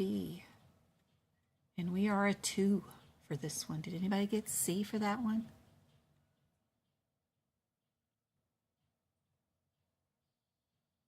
No, you don't have to request to friend me. All you have to do is go to my website. Where am I at here?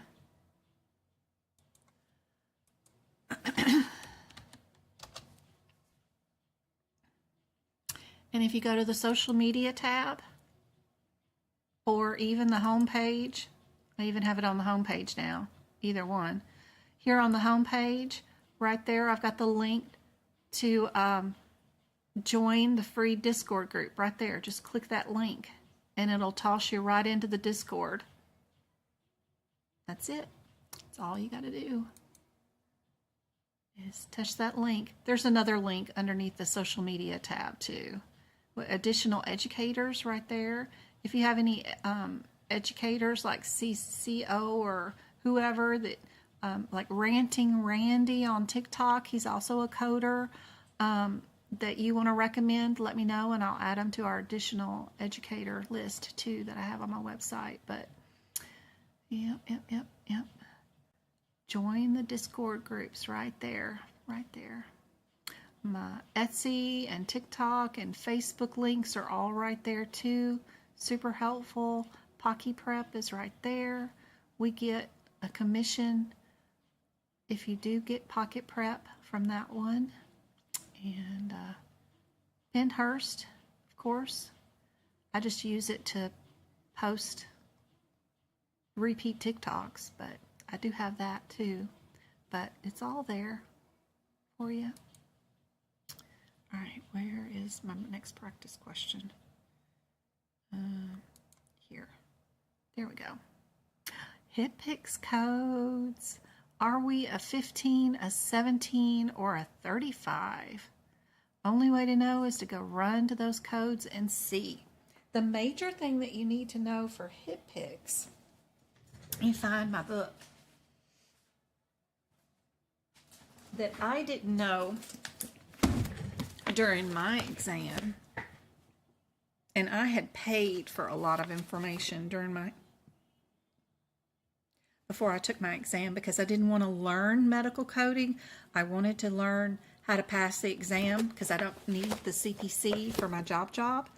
So I paid for a lot of information, and no one told me this, that inside this HitPix book, when you're doing J codes, oftentimes the answer is not right here next to the J code.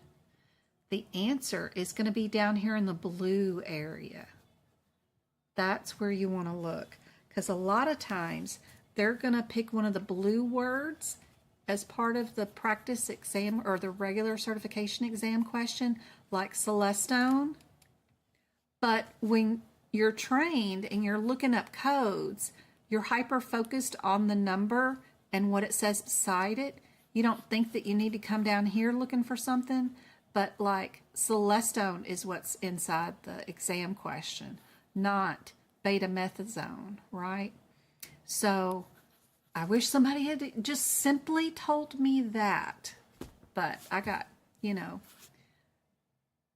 don't know, I paid $35 a month for a year, and no one ever told me that one simple little fact that would help out so much.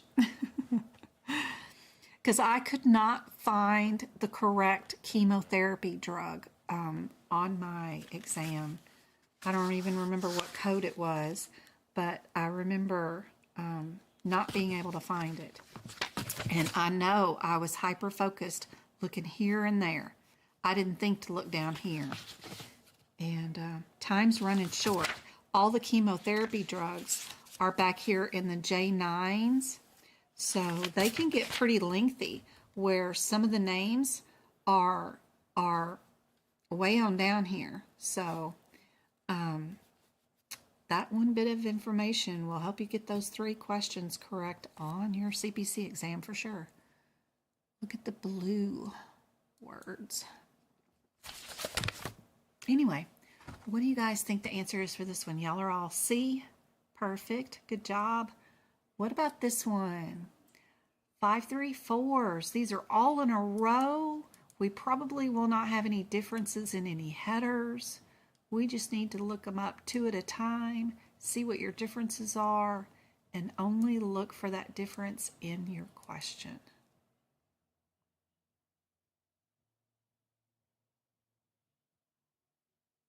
Where can I buy I recommend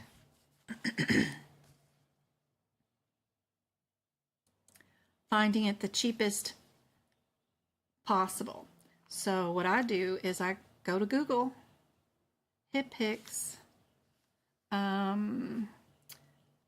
So you can do a 2023 is probably going to be cheaper if you're taking your exam in 2024. If you're doing AAPC, and do AAPC because their book is better than anybody else's.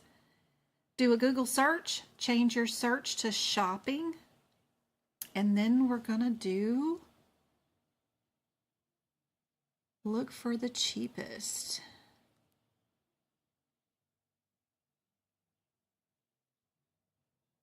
Look for the cheapest. 55. 74 is too much.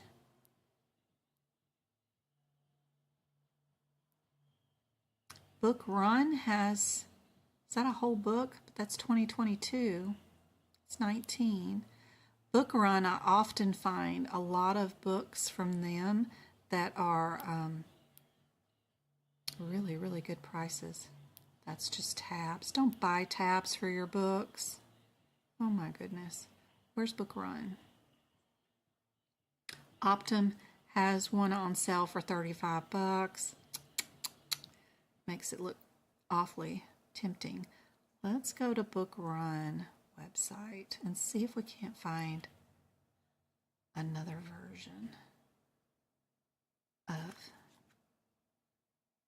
HipHicks. AAPC for a better price.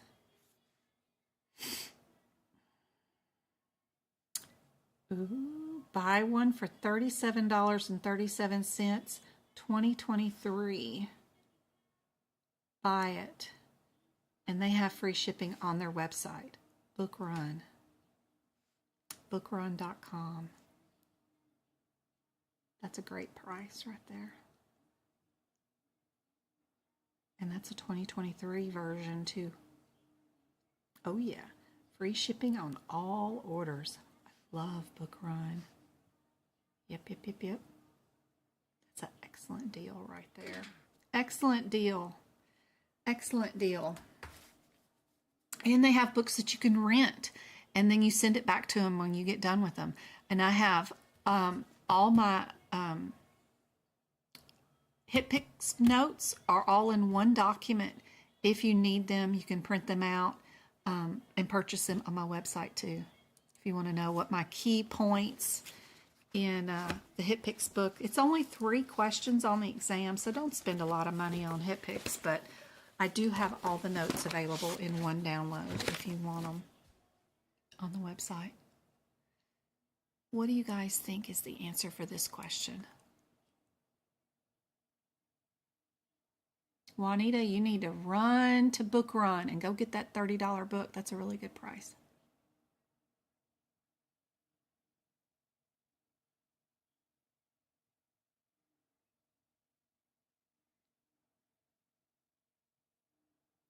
Ahima website doesn't list HipPicks as a required one. Does anyone know if you need it to bring it for CCS? I have no idea, Miss Kelly.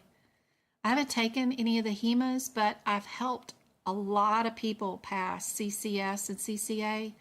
And in fact, one of my very first people that I helped pass was Janet, and she got her CCS. And I don't know, we never discussed HipPicks. We did a lot of tutoring with CPTs and ICD-10s for sure, but I have not sat for that exam yet. I wish they did remote online from home exams for AHIMA, and I for sure would take it and see if I could pass so I could know what your exam is like. But I don't want to go to no testing center and use somebody else's computer and take the exam. I really don't want to do that, but I will eventually. You're welcome.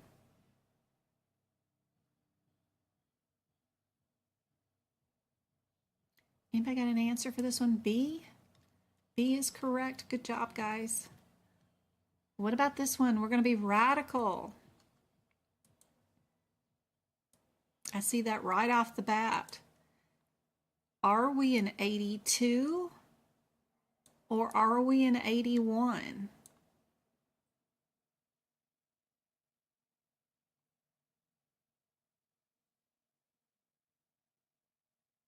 Mabel says only ICD-10, PCS, CPT, and IC.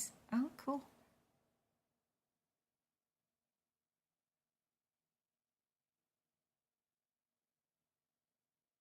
Well, Kelly, you have to be very careful when you're at home too, because if the online proctor hears you muttering to yourself, they'll stop your exam too. So either being in person at a testing center or being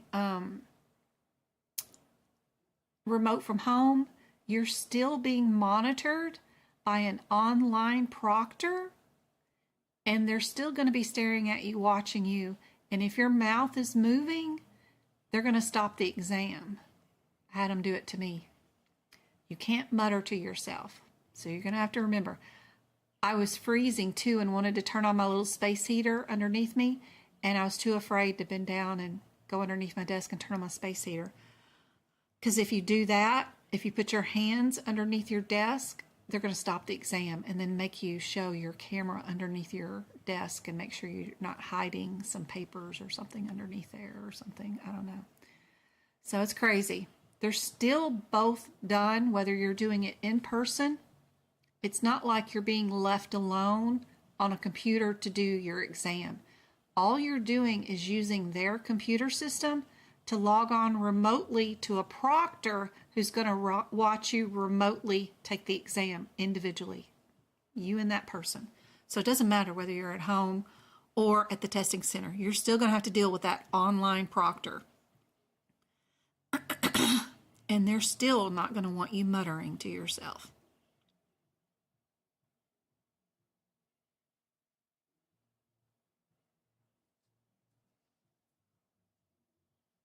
You're welcome.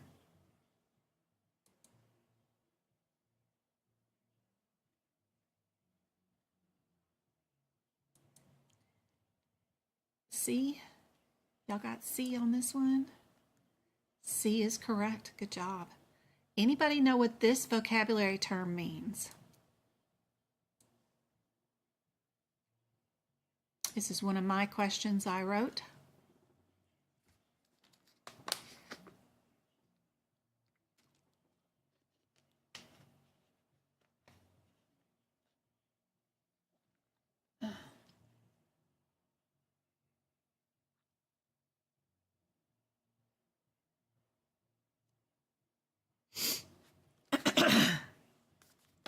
Yep.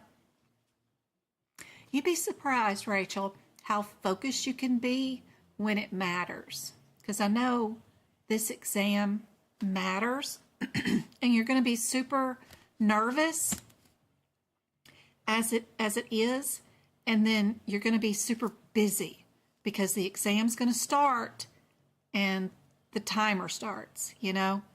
You can go to the bathroom, you can, waste time doing stuff, but the timer keeps going and it's not going to stop. So you got to keep moving. You need to get from question to question super fast. So staying focused is hard. Sometimes when I was reading, and I was not supposed to be reading the exam questions, I'd start visualizing what was going on to the patient in the example. And it would slow my brain down because my nursing would kick in and I'd be thinking about stopping the bleeding from the chainsaw that went through the thigh of the leg. My ADHD brain was clinically putting too much into my brain when I was seeing an example, when I'm only supposed to be going from CPT code to CPT code, looking for those differences, and skimming from the bottom, looking for that difference. Is it distal? Is it lateral? Am I cervical, thoracic? Am I incisional? Am I excisional? Am I arteries, veins? These are the things I'm supposed to be looking at. I'm not supposed to be worried about cauterizing somebody's leg and getting them to stop bleeding. So I feel you. It's really hard to stay focused on just the task that you need per question, for sure. But that comes with training. You got to train your brain. Yep. Perfect. Good job. Good job. Good job. Integumentary. Did we do 4 things or did we do 2 things? Think about the answers that way first, broadly, Also, would we have smaller CPT numbers before we do bigger numbers? Sometimes some answers are like that.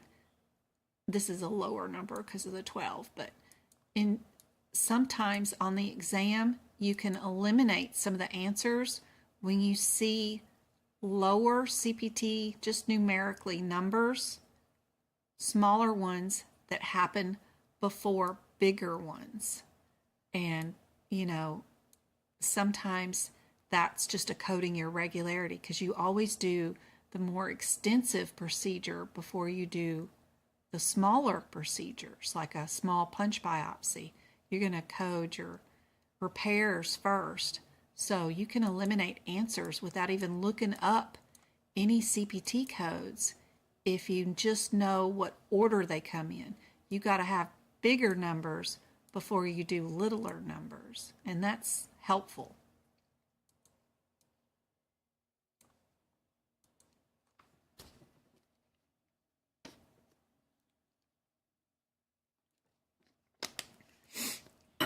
You just got diagnosed.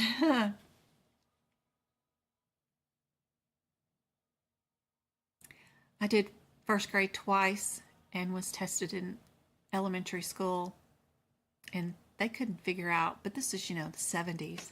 They didn't know what was wrong with me. Super intelligent could do it individually, one-on-one with a teacher. But you put me in a classroom, oh no, I can't concentrate on nothing. And just couldn't focus enough to learn what they were saying the way they were teaching it too. I can't be read at. I have to get in it and play with it hands-on to learn it. Whatever it is.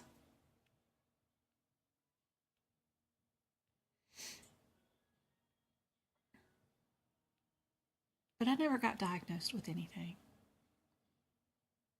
They just made me do it over and over again. Jeez. But it was cool that I was the youngest person in my class to already have a car and driving because I had done first grade twice. So I was the only one of my peers that already had a car and was driving by the time I got to high school.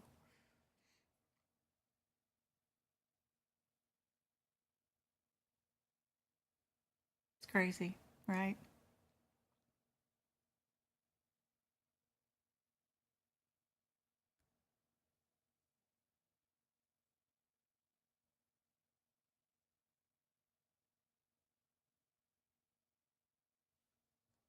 Did y'all get D? Good job. Just two. It'd be highly unusual for you to bill or have an answer before CPT codes when there's a possible answer of just two. Super rare.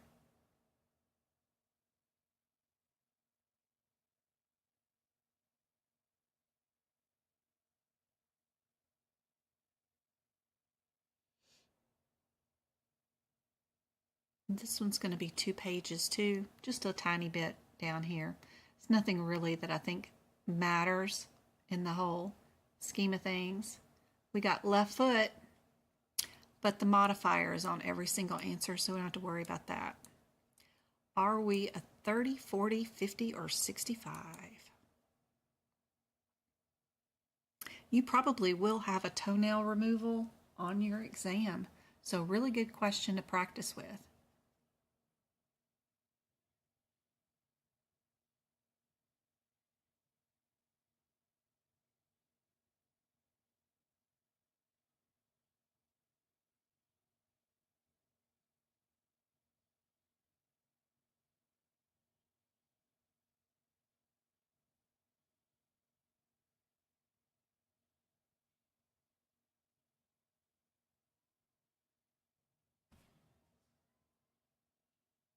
Look again, guys. Look again. Look again. You really think you're a 65? 117. 117. Y'all are going to bill the most expensive procedure out of the lot. That's what you're going to pick as the AAPC answer.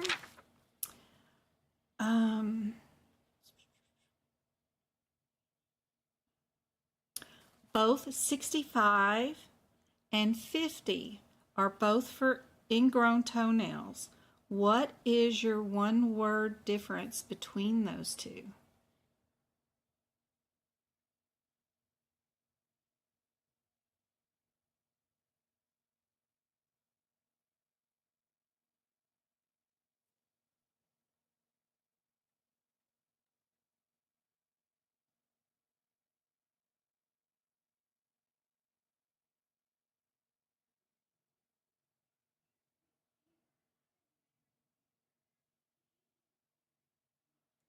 The 65 is doing the skin nail fold, where 50 is doing the matrix. And what did we do? We did the matrix. Fold. Go look at your CPT code descriptor for 65. It's doing nail fold, where 50 is doing nail matrix. Make note of those differences right there. Also, 65 is going to be a triangle that is cut out. It's a wedge. It's a triangle. Where 50 is the nail bed matrix.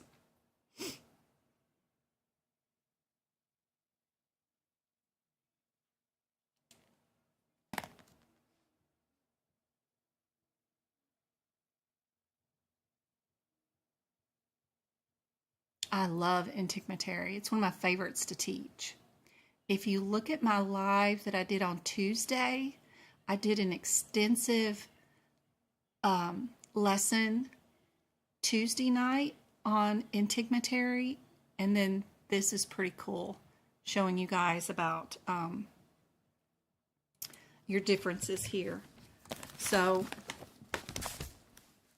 your nail matrix is that part that they're removing. On this one that's the wedge, I just put a triangle down so that I know that this one's going to be cut as a wedge. And then the other one, it's just the matrix that's out on this one. So super helpful. Those are the two for your nail ingrown toenails. But Tuesday's live does really good. We did a lot of Moss surgery exercises and excisions and punch biopsies and all kinds of explanations of those answers. So be sure and re-watch Tuesday's YouTube live. That was a good one. Speaking of Moss or Mohs surgeries, however you call them, what's our answer for this one? Step 1 is what? What's our step 1? That is our CPT codes, either 11 or 13, based off of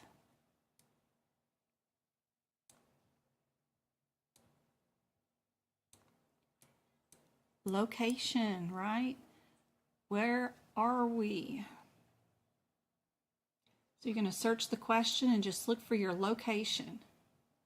Neck. Neck means we're going to get rid of 2 answers right away. Which 2 answers are we going to get rid of because of that neck?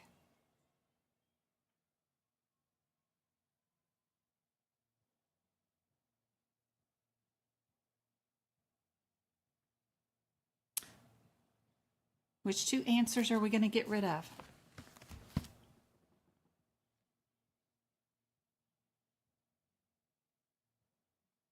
Yep, we're going to get rid of B and C just because of the neck. Now all we need to know is, do we have a second stage or not?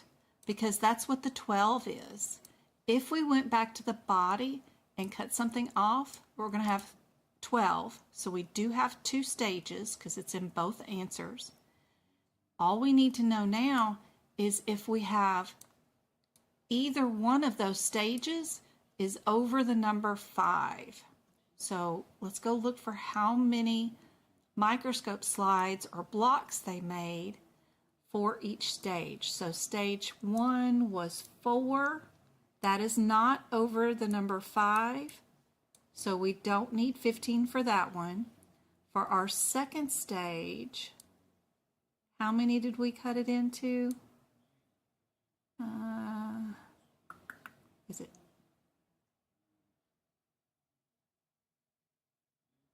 2 additional? And that number 2 is also not over the number 5. You don't add in MOS. So just as long as both those numbers are under the number 5, we do not add the 15. If either one of those numbers was 6 or 7 or 8, whatever, then we would add our 15.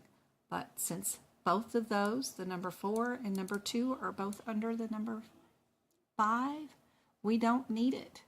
So yep, you guys are experts in MOS surgeries now. D is your answer, for sure on that one.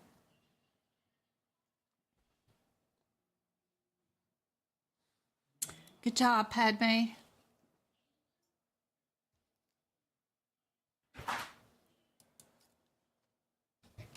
Yeah, I need to go mark that live and put down that we did integumentary on it so people know. A lot of times I can't remember what did I do because I just grab a bunch of questions 15 minutes before I do this because I work all day. And then I just do a bunch of random questions that I know I haven't done recently. So I always forget to mark up the YouTube videos to say what would we do, what we did. But I remember Tuesday. And sometimes the weeks are so busy and crazy I can't remember, what I do day after day. But I can remember that one. That one was fun live. It was really fun because I got to make up my own examples because I know a lot about the integumentary. I think it's fun to code. So I can make up my own questions on the fly. When I don't know a lot about a section, it's easier to do just already canned examples. Let's see, does this one have a couple of pages to it? Yeah. This one has just a little bit, just the repair of what? What is a trace minor? What does that tell you? That's one of those words you want to look for when you're doing musculoskeletal. You want to look for skin, you want to look for muscles, and you want to look for words that mean bones. Because a lot of your 20,000 codes are only divided up by just those differences. Are you subcutaneous? Are you dealing with muscles? Or did you go all the way down to the bone? And that's usually what the differences are in these answers. So you just have to search the questions for words that mean muscle, words that mean bone. Everybody's going to go through subcutaneous tissue to get to whatever they're doing, right? Because you got to get to it to fix it. And everything has to go through the skin. So don't ever worry about looking for that. But you do have to look for bones and muscle. And that is a muscle term. And then you got to figure out if you're proximal, distal, lateral, medial, all those kinds of things. Are you dealing with ligaments? Are you dealing with tendons? Are you dealing with joints, bones? What are you dealing with? It's another little thing that you have to deal with here. Trace minor, again with the muscles mentioned.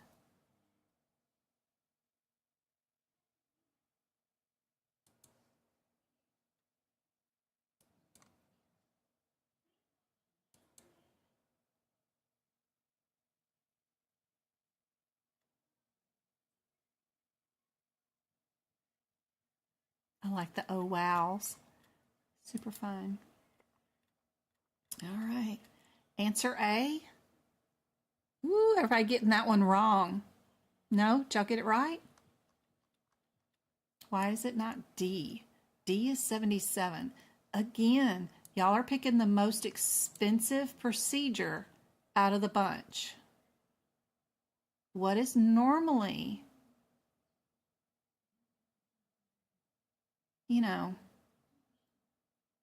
what does AAPC do? They're going to try to push you to make you think that you have to bill the most expensive thing on the block, but a lot of times it's not. So be careful with that. If you're going to bill the most expensive, biggest number, and you're going to pick that answer, be careful. That goes all the way down to bone, I bet. And we didn't go to bone. We just did muscle. You know these codes are going to be on your exam. 80, 81, and 82, they're going to be on your exam. So be sure when you do these questions that your route into the body is not being coded as the repair. So you can go into somebody's knee on the medial or lateral side with your camera, but you don't do the fixing on the medial or lateral side. So be careful, because the route into the body also is the parts that you repair. Make sure that you are only coding the repair, and don't pick an answer that was just the route into the body. Anyway, that makes any sense. Make sure they really did do that repair on that side and didn't just go look-see.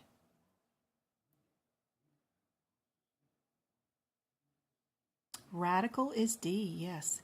And they would have to have and say something that they did something extensive, or they removed the whole entire thing. Joint, lymph nodes, extra tissue, tendons, all the stuff around the area if they're doing a radical. It wouldn't be just the part that they removed. It would be surrounding tissues too.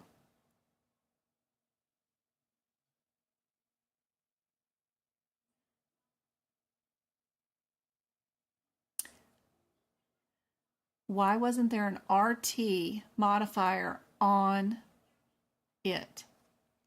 Because these questions are not real life scenarios. Remember, you are not a coder. Don't go looking for stuff that isn't even there as a possible answer. The only thing that you need to deal with is the different answers and picking out which one is most correct. Don't put real life known scenarios in your head. You're just wasting brain power. What's my differences between these codes?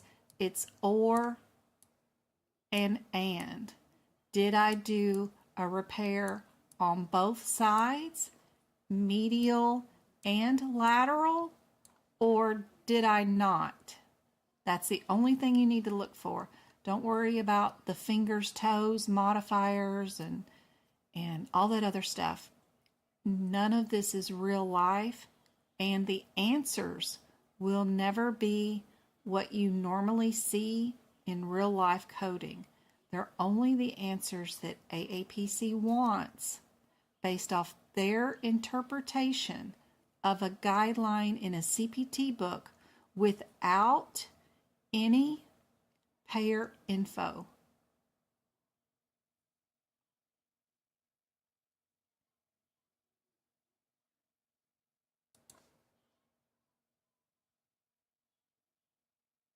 What do you guys think the answer is for this one?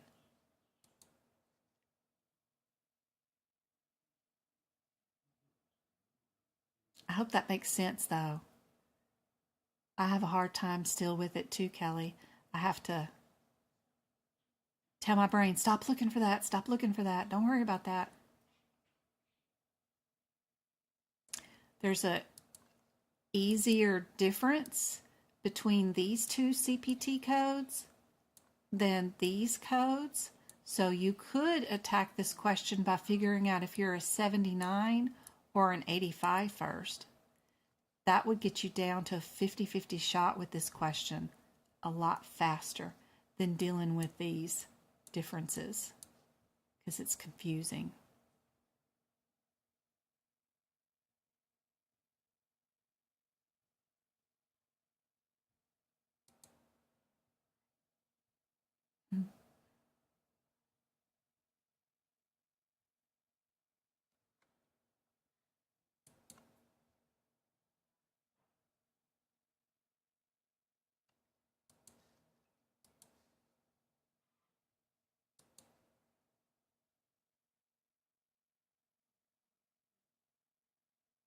I see a mixture in A's and B's. Let me open up my book. Let me get to these codes. Where are we at? We're at 298, 298.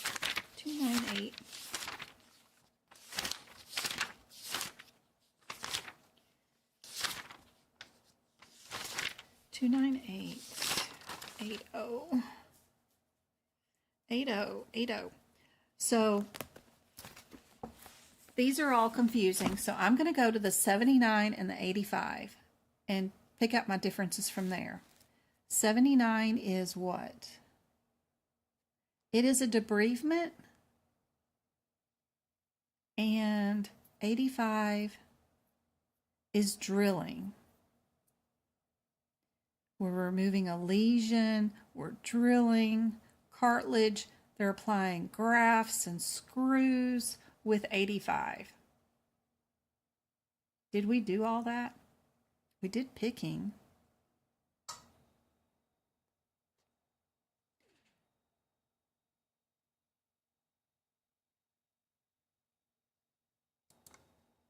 We can match up this word to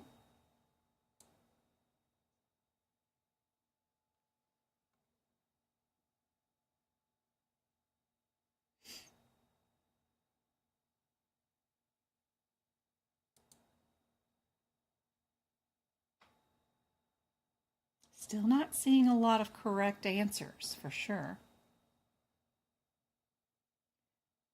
So you guys are saying we only did one-sided repair.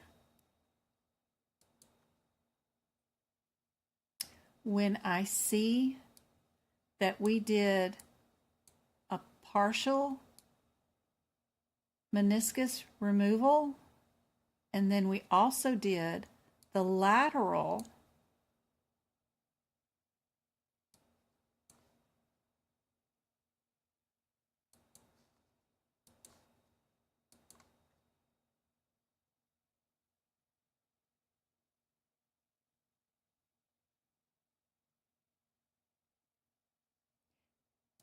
which is really, really, really good because you know this was the second CPT code, right? So the only thing that we did do, if we're already feeling this on the lateral side, is just the one medial side. So very good. It's a tricky question. B is correct.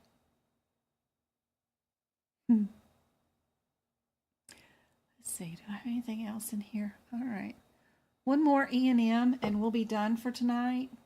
I'll be back tomorrow. We'll do TikTok, 2 hours, starting at 6:30. We'll do some more book prep videos and maybe some more pocket prep questions if you guys want to.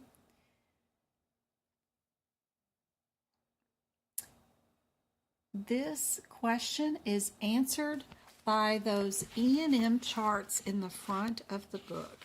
Pages 8, 9, 10, somewhere around in there. You utilize those little charts in the front of the book to answer this one. What do you guys think the answer is? I hope this has been helpful. And Monica, best wishes for tomorrow if you're still awake. Don't forget your peppermint. People that are either drinking peppermint tea, sucking on peppermint during an exam tend to score higher just because they had peppermint. It's an actual real study.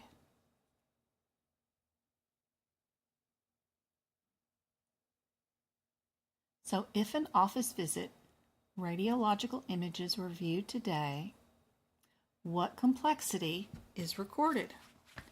So if we're on our little E&M charts in the front of our book,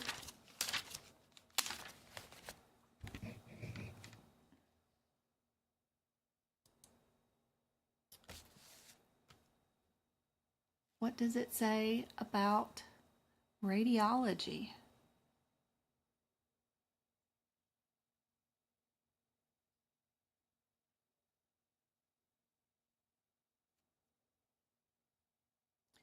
We've got category 1, we've got category 2, and category 3.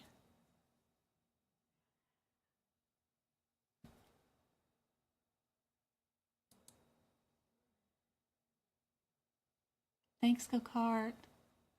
Aisha, you still hanging out?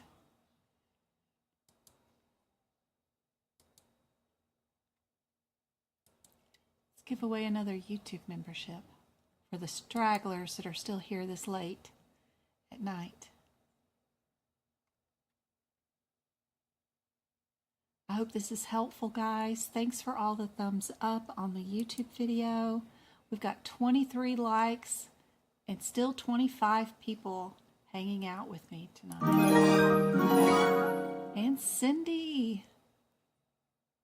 I hope that YouTube membership is helpful. I already ate a salad, but I was just wondering, I'm not going to do it unless you get it first. I was wondering, can I have a pork thingy? There is no pork thingy. He didn't buy any. Oh. No. There's Walmart coming in a minute. My children are starving to death.